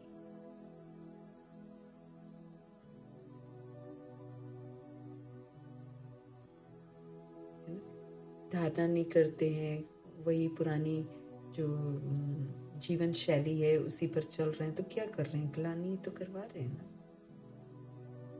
हम खुद पूरा चलते नहीं है, फिर हम दूसरों को समझा रहे हैं, तो किचड़ा पड़ता है। प्रभु कहते फिर कई बच्चे तो बहुत अच्छी सर्विस करते हैं, कई फिर डिसर्विस भी करते हैं, जिससे आत्मा जो है परमात्मा से बेमुख हो जाए, डिसर्विस भी करते हैं। एक तरफ कई तो कंस्ट्रक्शन करते हैं, एक तरफ फिर डिस्ट्रक्शन भी करते हैं, क्योंकि ज्ञान नहीं है ना। बात ये हो जाती है कि मना जब हम शुरू में लेते हैं ज्ञान तो जो समझ में आता है हम जल्दी अपने तरीके से समझते हैं, लेकिन फिर बाद में जब होता है ना तो ये भूल जाते हैं कि संगम युग खत्म हो जाना है, ये भूल जाते हैं कि समाप्ति की ओर जा रहे हैं, तो वो फिर अपने अपने सेंटेंस का विस्तार करने में रह जाते हैं, वो फिर उसी में उलझ जाते हैं, फिर पढ़ते नहीं है। अब पढ़ते नहीं है तो समझाने कौन दे, फिर समझ में नहीं आता है, बहुत सारे पॉइंट्स इधर उधर हो जाते हैं। तो फिर प्रभु क्या कहते हैं, एक तरफ कई कंस्ट्रक्शन करते हैं तो एक तरफ फिर डिस्ट्रक्शन भी करते हैं, क्योंकि समझ नहीं है, ज्ञान नहीं है, इसलिए डिस्ट्रक्शन कर देते हैं। ये सूर्यवंशी चंद्रवंशी राजधानी स्थापन हो रही है, जो पूरी रीति नहीं समझते हैं उनको समझाना है, तरस तो पड़ता है ना। बाप का बनकर और वर्षा नहीं लिया तो वो क्या काम कर रहा। अगर हम प्रभु के बने और हमने सूर्यवंशी घराने का वर्षा नहीं लिया, राजाई का वर्षा नहीं लिया, तो प्रभु कह रहे हैं कि बाप का बनकर फिर तुमने क्या किया, क्या काम कर रहे हैं। फिर बाप मिला है तो पूरा पुरुषार्थ कर वर्षा लेना चाहिए ना। ये तो समय वर्षा लेने का है, विस्तार करने का नहीं है, विस्तार तो खत्म हो जाएगा। तो बाप अगर मिले हैं तो फिर पूरा पुरुषार्थ करके पूरा वर्षा लेना चाहिए ना, श्रीमत पर चलना चाहिए। ऐसा कर्तव्य नहीं करना है जिससे बाप की ग्लानि हो जाए, हमारा बाबा बदनाम हो जाए। बाप जानते हैं काम क्रोध ये महाशत्रु हैं, ये नाक कान से पकड़ लेते हैं। जिसमें देह का अभिमान होता है ना, उसको नाक से पकड़ना कहते हैं, और कान सुना है इधर उधर से, फिर क्या हो जाता है, क्रोध आता है। तो काम क्रोध ये महाशत्रु हैं, ये हमें कहाँ से पकड़ते हैं, नाक और कान से। देह का अभिमान आया तो काम बेकार आ जाता है, और अगर इधर उधर से कुछ सुन लिया गड़बड़ तो क्रोध आ जाता है। तो ये नाक कान से पकड़ते रहते हैं, ये तो होगा, प्रभु कहते हैं उनसे पार ही तो जाना है। कोई तो नाम रूप में ही फंस पड़ते हैं, किसी के नाम के पीछे पड़ जाएंगे कि भाई ये आत्मा अच्छा कर रही है, इसका नाम बड़ा है, बस उसके पीछे भगत बन के चल पड़ते हैं। ज्ञान मार्ग में भी ऐसे ही कर रहे हैं ना, इसलिए प्रभु कह रहे हैं कोई तो नाम रूप में ही फंस पड़ते हैं, किसी के नाम के पीछे चले जाएंगे, किसी के रूप को देखकर फंस जाएंगे, है ना। देह रूपी सर्प सुंदर है, बस उसी चक्कर में उसके पीछे फंस पड़ते हैं। सब बच्चे तो एक जैसे नहीं होते हैं, बाप फिर भी सावधान तो करते हैं, खबरदार रहना है हमें। ऐसे अकर्तव्य कार्य कर अगर निंदा कराएंगे तो मर्तबा भ्रष्ट हो पड़ेगा। अगर अकर्तव्य है ना ये, वरना नाम रूप में फंसना ये तो यहाँ का कायदा नहीं है। प्रभु तो कहते हैं नाम भी मत देखो, है ना। यहाँ तो मैंने बड़ी सारी लिस्ट में सबके नाम, शक्ति, शिव शक्ति, और पता नहीं सोल 1, सोल 2, सोल 3 ऐसे करके लिखा है। अभी कुछ बच्चे हैं जिनका नाम बदला नहीं है, उन आत्माओं का भी नाम बदलना है। नाम भी नहीं आना चाहिए ना दिमाग में, क्योंकि फिर वो नाम से भी मेल फीमेल का भान आता है, देह का भान आता है। तो हमें इन चीजों को भूलना है, नाम रूप को भुलाना है। तो देखा नहीं है एक दूसरे को, ये तो बहुत अच्छी बात है। तो देखना ही नहीं है, क्योंकि देखो तो फिर उसको भूलो भी, है ना। उससे अच्छा देखो ही मत। हम हैं ही ज्योति बिंदु आत्मा, तो क्या देखेंगे, देह को क्यों देखना है। नाम रूप से हमें अलग होना ही है, उनसे पार जाना है। प्रभु कहते कोई तो नाम रूप में फंस पड़ते हैं, सब बच्चे तो एक जैसे नहीं होते हैं। बाप फिर भी सावधान करते हैं, खबरदार रहना है। ऐसे ही अकर्तव्य कार्य कर अगर हम निंदा कराएंगे तो मर्तबा हमारा भ्रष्ट हो पड़ेगा। प्रभु कहते हैं रुस्तम के साथ माया भी, रुस्तम मीन्स बहादुर, महावीर। अगर हम महावीर बनते हैं ज्ञान मार्ग में, श्रीमत पर चलने का जो है कर्तव्य उसको निभाते हैं, तो फिर माया भी जबरदस्त तरीके से लड़ती है। शुरू में तो लड़ेगी, फिर जब देखेगी हाँ ये प्रभु का बन गया, फिर सरेंडर हो जाती है, फिर नहीं तंग करती है। रुस्तम के साथ माया भी रुस्तम होकर लड़ती है। बाप को याद करते करते माया का तूफान जो है कहाँ ले जाता है। बच्चे कोई सच बताते नहीं है, राय भी नहीं लेते हैं। अगर हमको ऐसा कुछ प्रॉब्लम होता है ना, जैसे मैंने कुछ गलती करी, सपोज करो मैंने किसी देहधारी को देखा और उसका चिंतन कर लिया, सपोज करो कि इसको ऐसा नहीं करना चाहिए था, तो वो ना मेरे दिमाग में घर ही कर लेगा। करके देखो, घर कर लेगा, वो निकलेगा ही नहीं। और योग के वेले जरूर आएगा, योग के वेले जरूर आएगा। माया तूफान लेकर आएगी, वहीं पर डिस्टर्ब करेगी मना। उसकी कोई भी बात का चिंतन अगर हमने किया होगा, वो चिंतन सामने लाएगी और वो ना एकदम दिखेंगे सामने। ऐसा हो जाता है, क्योंकि इस समय विकार है चारों तरफ। वाकई प्रभु कहते हैं देह रूपी सर्प है। दिमाग से उतरते नहीं है लोग, अगर चिंतन आप कर बैठे तो बाप को याद करते करते माया का तूफान कहाँ ले जाता है। बच्चे कोई सच बताते नहीं है, लेकिन प्रभु को तुरंत बताना है, बाबा मुझसे भूल हो गई, कल मैंने उसका चिंतन कर लिया। अब ये तो जैसे मैंने एक बार सीरियल, जब शुरू में मैं आई थी 2009 में, जब मैंने ज्ञान लिया था, तो मैं सीरियल देखती थी मैं सीरियल। भाई वो मेरे योग में आने लग गया। शुरू तो ऐसा कोई समझ नहीं थी कि योग क्या होता है, लेकिन फिर भी हम बैठते तो थे ना, तो जब मैं बैठूं वो बार बार वही सीरियल दिमाग में आए, मुझे तो बड़ी आफत सी लगने लग गई। फिर मैंने प्रभु को बोला कि ये तो अच्छी बात नहीं है, मैं तो आपकी याद में बैठ रही हूँ, ये मुझे सीरियल बार बार याद आ रहा है, वही लड़की मुझे दिखाई दिए जा रही है। तो बोला, फिर प्रभु ने मदद करी है। मदद करते हैं प्रभु, मदद करते। टीवी ही निकलवा दिया, सीरियल क्या देखेंगे, न्यूज क्या देखेंगे, टीवी ही हटवा दिया। बस बहस हो गई केबल वाले से, और मैंने कहा जाओ बंद कर दो। कहता हाँ बंद कर देंगे। मैंने कहा जा। बस वो दिन, और प्रभु ने फिर दोबारा मेरे सीरियल का चक्कर ही नहीं है ही नहीं। टीवी कितने वर्ष हो गए हमको, है नहीं, हम देखते ही नहीं है। तो प्रभु मदद करते हैं। आती हैं कई चीजें ना, सपोज कर कोई खाने की चीज है, बाहर हमको खाने का शौक है, पहले था और अभी भी वो शौक अगर पनपता है बाहर देखकर, प्रभु को बोलना है तुरंत। ये नहीं कि उसको करते चले जाना है। कई क्या होता है, आता है दिमाग में, प्रभु को नहीं बोलते ना, फिर वो उसके वशीभूत होते होते खाते रहते हैं। लेकिन अगर हम वाकई दिल से उसे छोड़ना चाहते ना, एक बार दिल से बाबा को बोलो, वही दोबारा मन नहीं करेगा, नजरें नहीं जाएंगी उधर को। इतना प्रभु मदद करते हैं। तो हम, बाबा कहते बच्चे सच नहीं बताते हैं।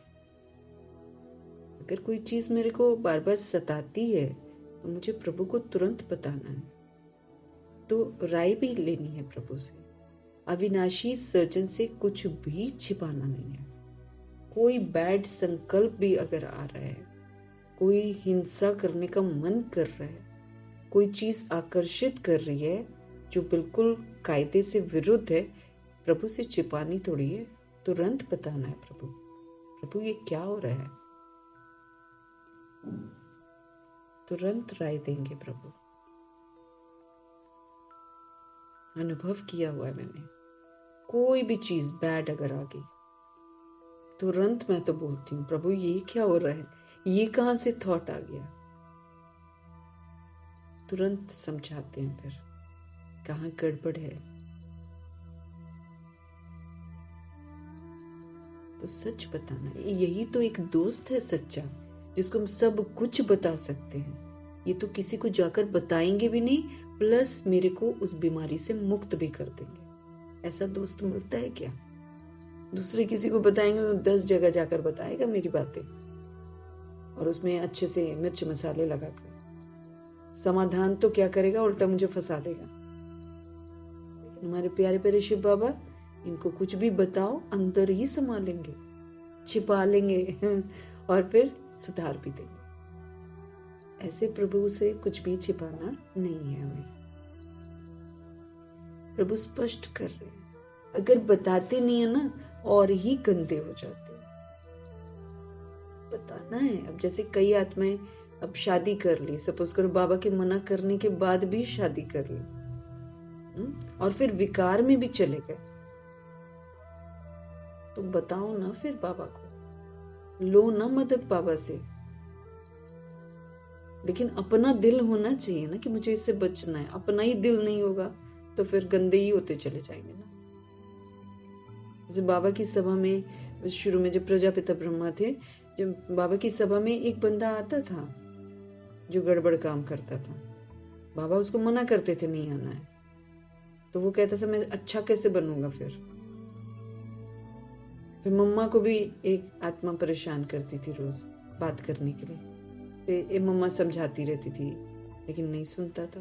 तो एक दिन दीदियों ने बोला हम नहीं मिलने देंगे आपको मम्मा से, आप टाइम वेस्ट करते हो। और उसी दिन मुरली में उसने दुशासन वर्ड सुना और उसको धक से लगा कि मैं दुशासन हूं क्या। तो वो खुशी से बताना चाह रहा था कि आज मुझे मुरली समझ में आई। तो अपनी तरफ से एहसास जरूर होना चाहिए कि मुझे ये बुरा काम नहीं करना है। तो बाबा मदद करते हैं। वो काम करने का मन नहीं करेगा अगर जो विकार में जा रही है ना आत्मा, अगर दिल से प्रभु को बोल देना प्रभु मुझे ये काम नहीं करना, मेरे से ये गलती हो गई, पाप हो गया, मैं ये नहीं करना चाहता हूँ, एक बार तो दिल से बोले बाबा को, बाबा मुक्त कर देंगे उस विकार से। लेकिन छिपाते हैं, बताते नहीं बाबा को, राय नहीं लेते प्रभु से, तो क्या हो जाता है और ही गंदे हो जाते हैं। बुद्धि का ताला बंद हो जाता है ना। प्रभु कहते हैं ना जो मेरी श्रीमत पर नहीं चलता मैं उसको बुद्धि का ताला बंद कर देता। ऐसे नहीं बाबा जानी जाननहार है, सब समझते हैं, ऐसा नहीं हमको सोचना है। कन्फेशन बहुत जरूरी है। जैसे क्रिश्चियनिटी में एवरी संडे जाकर वो लोग चर्च में कन्फेस करते हैं। जो कैथोलिक्स थे ना, एवरी संडे जाकर कन्फेस करते हैं ये पाप हमसे हो गया। हालांकि पाप और पुण्य की परिभाषा तो कोई भी नहीं जानता, लेकिन वो तो प्रभु आकर बताते हैं कि पाप होता क्या है। जो हम खुलेआम कर रहे होते वही तो पाप है, ये प्रभु से पता चला।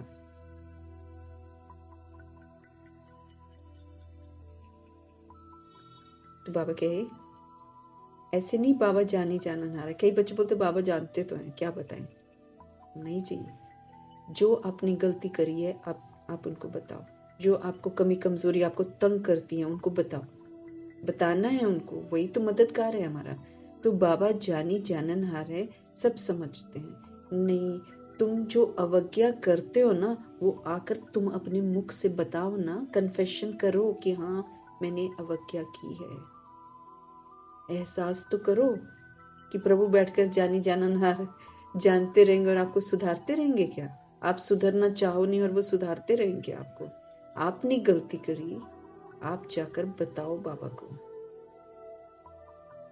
तुम जो अवज्ञा करते हो वो आकर बताओ, शिव बाबा मेरे से ये भूल हुई है, क्षमा चाहता हूँ। क्षमा नहीं लेते हैं तो भूलें होती ही रहेंगी।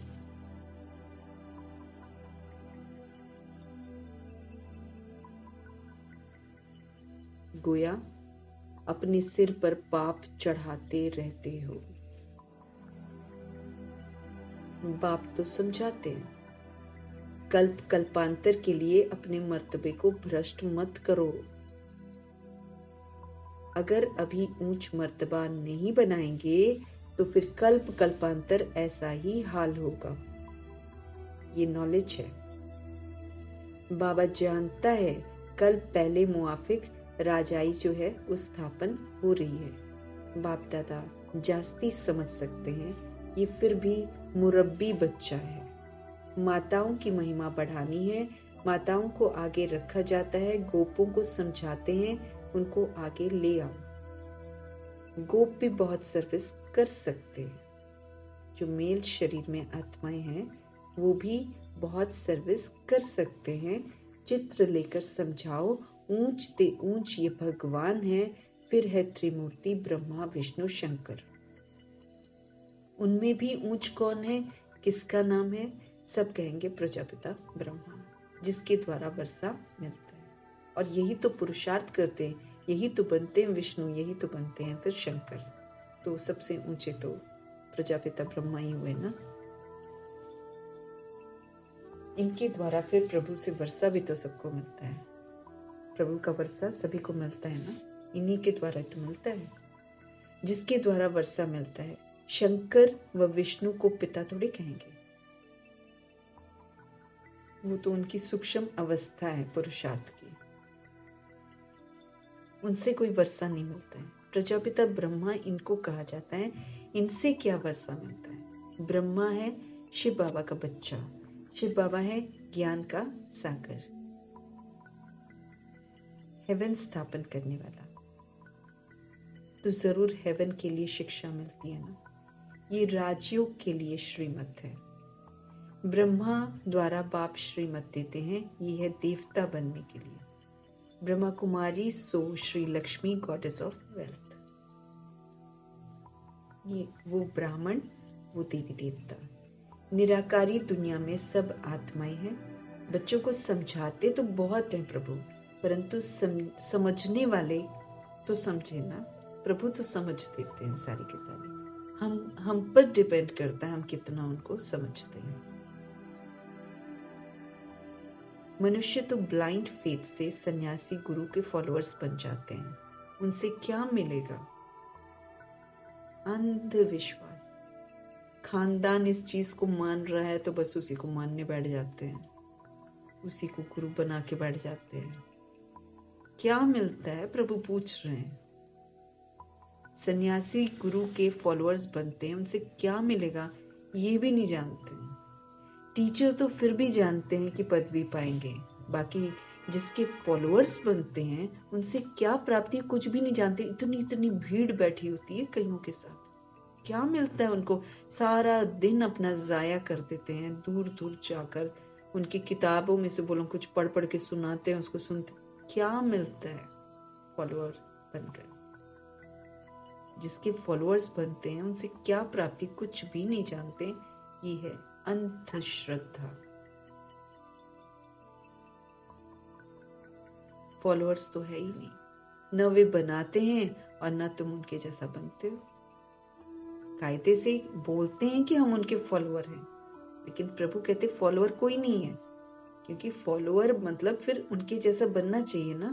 तो न तो वो बनाते हैं अपने जैसा, ये जो स्टेज पर बैठकर शास्त्र वगैरह सुनाते हैं, क्या वो अपने जैसा बनाते हैं? ना, अपने जैसा न बनाते हैं और न तुम उनके जैसा बनते हो। लेकिन सत सत करेंगे, कहानियां सुनेंगे, घर वापस आ जाएंगे। तो फॉलोअर भी नहीं कहलाते हैं। फॉलोअर मीन्स हूबहू उन्हीं की तरफ फॉलो करना। एम ऑब्जेक्ट क्या है कुछ भी नहीं जानते हैं भक्ति मार्ग में, बस लगे हुए हैं। यहाँ जाओ पैसा आ जाएगा, वहां जाओ वो आ जाएगा, वहां चले जाओ बच्चा पैदा हो जाएगा, ये हो जाएगा, वो हो जाएगा, शादी हो जाएगी बच्चे की। बस इन्हीं चक्करों में सब लगे हुए हैं, विनाशी दुनिया की विनाशी चीजों के पीछे लगे हुए हैं। हमारे बच्चे हो जाए, उनका ये हो जाए, उनका वो हो जाए, बस यही इन्हीं चीजों के पीछे। हमारा हो जाए, हमारा हो जाए। तो वो तो आत्मा है भैया, तुम्हारी तो कभी ना होने वाली वो।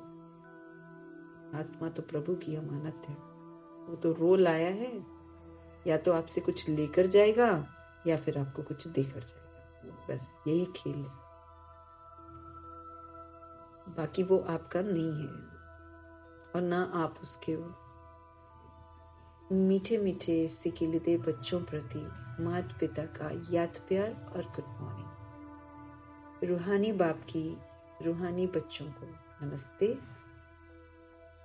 हम रूहानी बच्चों की भी रूहानी बाप को, सुप्रीम रूह को, प्यारी सी रूह को, हम आत्माओं को पापों से बचाने के लिए, हम आत्माओं को व्यर्थ कितना हम समय बर्बाद करते थे, उन सारी चीजों से बचाने के लिए तहे दिल से धन्यवाद। हमें रोज अच्छी अच्छी मुरली, प्यारी प्यारी सी मुरली पढ़ाने के लिए धन्यवाद। और प्यार भरी स्नेह भरी प्रभु को नमस्ते। धारणा के लिए मुख्य सार है संग दोष। कोई कुछ करवाए मुझसे और मैं कर लूं, संग दोष। संग दोष से सदा बचे रहना। हम किसी के घर जाएं, और कोई कहे हमने आपके लिए बड़े प्यार से बनाया, भले उसमें जहर ही डाल कर दिया हुआ, हमें कोई पता नहीं है। आज के समय में हम इस दौर से गुजर रहे हैं, कोई रिद्धि सिद्धियों का दौर चल रहा है, ये ब्लैक मैजिक का दौर चल रहा है। कोई भले खिलाई दे मुझे, लेकिन अगर मैंने ये सोचकर खा लिया कि भाई वाकई इसने प्यार से मेरे लिए बनाया, प्रभु जिम्मेवार नहीं है, बिल्कुल जिम्मेवार नहीं। वो तो जो उसका प्रभाव पड़ेगा वो तो पड़ेगा ही पड़ेगा, फिर हम बच नहीं सकते। अब तो किसी के हाथ का, सबकी अवस्थाएं इस समय तमो में चली गई हैं, ज्ञान मार्ग भी तमो में आ गया है। प्रभु की शिक्षाएं ऊंची है ना, लेकिन उसको समझने वाली आत्माएं कैसी हैं अब?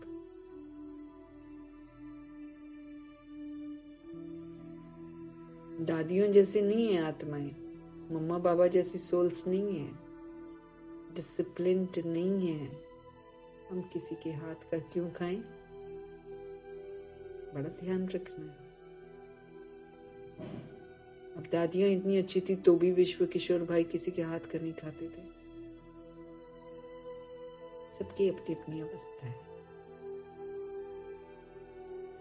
तो संग दोष से सदा बचे रहना है। सच्ची पढ़ाई पढ़कर सच्ची कमाई का स्टॉक जमा करना है। दुनिया की दौलत की कमाई के पीछे वक्त जाया नहीं करना है। वो तो जितना जरूरत है रोजी रोटी के लिए चाहिए भाई, उतना तो चाहिए। लेकिन एक बार जब ड्रामा प्रभु के रोल का खत्म हो जाएगा, एक भी पैसा हमारे काम आने वाला नहीं है, क्योंकि तुरंत परीक्षा शुरू हो जाएगी। प्रभु का रोल समाप्त और ड्रामा, प्रकृति, माया और विकारों का वॉर शुरू। तुरंत पता ही नहीं चलेगा कहां से शुरू हुआ और किस मोड़ में ले गया, पता ही नहीं चलेगा। इसलिए जमा करने का चक्कर छोड़ना है, बहुत ज्यादा इकट्ठा करने का चक्कर छोड़ना है, खुद भी पढ़ना है और जो घर में आत्माएं हैं उनको भी पढ़ने का मौका जरूर देना है। जो नहीं पढ़ता उसको भी पढ़ाई में लगा देना है, नहीं तो आपको अंत में योग लगाने नहीं देंगे। वो जो बच्चे हैं ना, वो योग नहीं लगाने देंगे एंड में। अगर हमने उन्हें प्रभु से नहीं जोड़ा होएगा ना, वो अपने में फंसाएंगे, क्योंकि मुसीबत को सहन नहीं कर पाएंगे। जो एंड की मुसीबतें वो इतनी भयंकर होंगी कि पूछो मत, वो अपने में ही उलझा देंगे, आप याद नहीं कर पाएंगे प्रभु को। लेकिन अगर आपने फर्ज अदाई करी होगी, प्रभु से जोड़ दिया होगा, तो वो खुद को संभालेंगे, आप भी अपने आप को संभाल लोगे। याद में रहकर हमें ड्रामा को समझना है। ड्रामा समाप्ति की ओर जा रहा है, ये कोई विस्तार करने का समय नहीं है जो कि हम विस्तार करें, खुद भी बाहर उलझे रहें नौकरियों में और दूसरी आत्माओं को भी उलझा दें। ये काम हमको नहीं करना है। सच्ची पढ़ाई पढ़नी है, सच्ची पढ़ाई पढ़कर सच्ची कमाई का जो स्टॉक जमा करना है वो करना है। ये मेरे साथ जाएगा, ये मेरी विनाश के समय में भी रक्षा करेगा। कदम कदम पर बाबा की श्रीमत पर चलेंगे, ये अपने साथ प्रॉमिस करना है। जो प्रभु कहते हैं वही करना है। रात की शिक्षाएं भी बतेरी थी, अगेन व्यर्थ के ऊपर प्रभु ने ध्यान खिंचवाया। दैट मीन्स व्यर्थ की इम्प्योरिटी, अपवित्रता प्रभु को दिखाई दे रही है। इसकी बड़ी मिलती जुलती मुरलियां चल रही हैं, जिसमें प्रभु उन चीजों की तरफ सावधानियां हमारे आत्माओं की दिला रहे हैं जो हम कहीं ना कहीं जरूर करते हैं। इसकी व्यर्थ पर फिर से प्रभु ने, क्योंकि संपूर्ण पवित्रता को लेकर कल बोला है ना, तो व्यर्थ उसमें बहुत बड़ी अड़चन है, तो उसको हटाना है। शाम को हम मुरली पढ़ेंगे बाबा की और रिवाइज करेंगे। कदम कदम पर बाबा की श्रीमत पर चलेंगे, ये अपने साथ हमको प्रण करना है, प्रॉमिस करना है, वरदान। सर्व फरियादों के फाइल को समाप्त कर फाइन बनने वाले कर्मयोगी भव। हमको रिफाइन ज्ञान दे देकर प्रभु फाइन बना रहे हैं। यहाँ पर फाइन वो एक फाइन वो दूसरा होता है ना जो हमको फाइन देना पड़ता है, लेकिन यहाँ पर एकदम बहुत अच्छा है ना, बेदाग बना रहे हैं प्रभु। तो ये जो फरियाद करते हैं ना, प्रभु ये कर दो, प्रभु वो कर दो, ये नहीं हो रहा, प्रभु वो नहीं हो रहा, ये फरियादें हैं। प्रभु हमें फरियादी नहीं बनाना चाहता है, वो मंगते हो जाते हैं ना, भिखारी से हो जाते हैं। तो प्रभु बोलते हैं, वरदान दे रहे हैं कि ये जो सर्व फरियादों की फाइलें हैं ना, ये मिल जाए, वो मिल जाए, वो मिल जाए, ये फरियादों की फाइल है। बाबा कहते हैं ये फरियादों की फाइल को समाप्त करो, मत मांगो, फाइन बनो, बेदाग बनो, प्रभु की याद में रहकर कर्म करो। कर्म कैसे नहीं सफल होगा? कर्म योगी बनो, याद में रहकर हर कर्म करो। तो सभी फरियादों के फाइल को समाप्त करके फाइन बनने वाले कर्मयोगी भव। जैसे आत्मा और शरीर कंबाइंड है, आत्मा और शरीर कंबाइंड है तो जीवन है। अलग अलग से जीवन नहीं बनता है ना। जीव आत्मा कैसे बनती है? जब वो शरीर का आधार ले लेती है तब वो जीव आत्मा बनती है और तब वो कुछ कर पाती है। एज अ सोल हम जानते सब कुछ, हम कुछ कर नहीं सकते ना। और बॉडी भी अलग है तो कुछ नहीं कर सकती है, तो दोनों को कंबाइंड होना बहुत जरूरी होता है। तो जैसे आत्मा और शरीर कंबाइंड है तो जीवन है, ऐसे कर्म भी जो हम करते हैं उसमें प्रभु की याद हो, ये दोनों कंबाइंड होने चाहिए। 2-3 घंटा योग लगाने वाले योगी नहीं, लेकिन योगी तो जीवन बन जाता है ना। हम निरंतर कंबाइंड हैं प्रभु के साथ, तभी हम खतरे से बाहर हैं। अगर हम कंबाइंड नहीं है तो हम खतरे में। तो ये थोड़ी कि सुबह को अमृत बेला मैंने योग किया और शाम को नुमा शाम योग किया और बाकी गए हम बाकी हम देह अभिमान के संग में। ऐसा नहीं। प्रभु ने बोला 2-3 घंटे का योग लगाने वाले आप नहीं हो, आप तो योगी हो। जीवन ही आपका योगी है, प्रभु आपकी जिंदगी का हिस्सा है, वो कंबाइंड है, ऐसी वाली लाइफ है। तो हमारा तो जीवन ही योगी है। उनका योग स्वतः और सहज होता है, उनका योग कभी टूटता नहीं है जो मेहनत करनी पड़े। उन्हें कोई भी फरियाद करने की जरूरत ही नहीं है। जो याद में रहेगा, जो याद में रहकर कर्म करेगा, उसको कुछ मांगने की जरूरत नहीं है। याद में रहने से सारे कार्य अपने आप सफल हो जाते। प्रभु की याद में रहने से सारे कार्य स्वतः ही सफल हो जाते हैं। मांगने की कोई जरूरत ही नहीं है, फरियाद करने की कोई जरूरत ही नहीं है कि मुझे ये मिल जाए, मुझे ये मिल जाए, मुझे ये मिल जाए। प्रभु को मालूम है क्या देना चाहिए और वो स्वतः ही देंगे और उतना ही देंगे जितना मेरे लिए जरूरी है। फरियाद करने से यहाँ पर कुछ नहीं मिलता। प्रभु कहते हैं सर्व फरियादों की फाइल को समाप्त करो और फाइन बनने वाले कर्म योगी भव। जितना हम कर्म को याद में रहकर करेंगे उतना हम फाइन बनते जाएंगे, माना अच्छे बनते जाएंगे। तो आत्मा शरीर अभी कंबाइंड है, हम जीव आत्मा है। इसमें मुझे कर्म को याद में रहकर करना है। 2-3 घंटे का योग लगाने वाला नहीं बनना है। सुबह को एक बार कनेक्शन जोड़ दिया, उठकर नींद से उठकर जैसे कनेक्शन जोड़ दिया, वो सारा दिन हमको कनेक्ट रहना है। 2-3 घंटे वाला योगी नहीं बनना है, मेरा जीवन योगी बन जाना चाहिए। योग फिर स्वतः ही और सहज होता है, उनका योग टूटता नहीं है, नहीं तो मेहनत करनी पड़े। उन्हें कोई भी फरियाद करने की जरूरत नहीं है। याद में रहने से सारे कार्य उनके सफल हो जाते हैं। फाइन बनने वाले के सब फाइल जो है खत्म हो जाते हैं, क्योंकि योगी जीवन सर्व प्राप्तियों की जीवन है।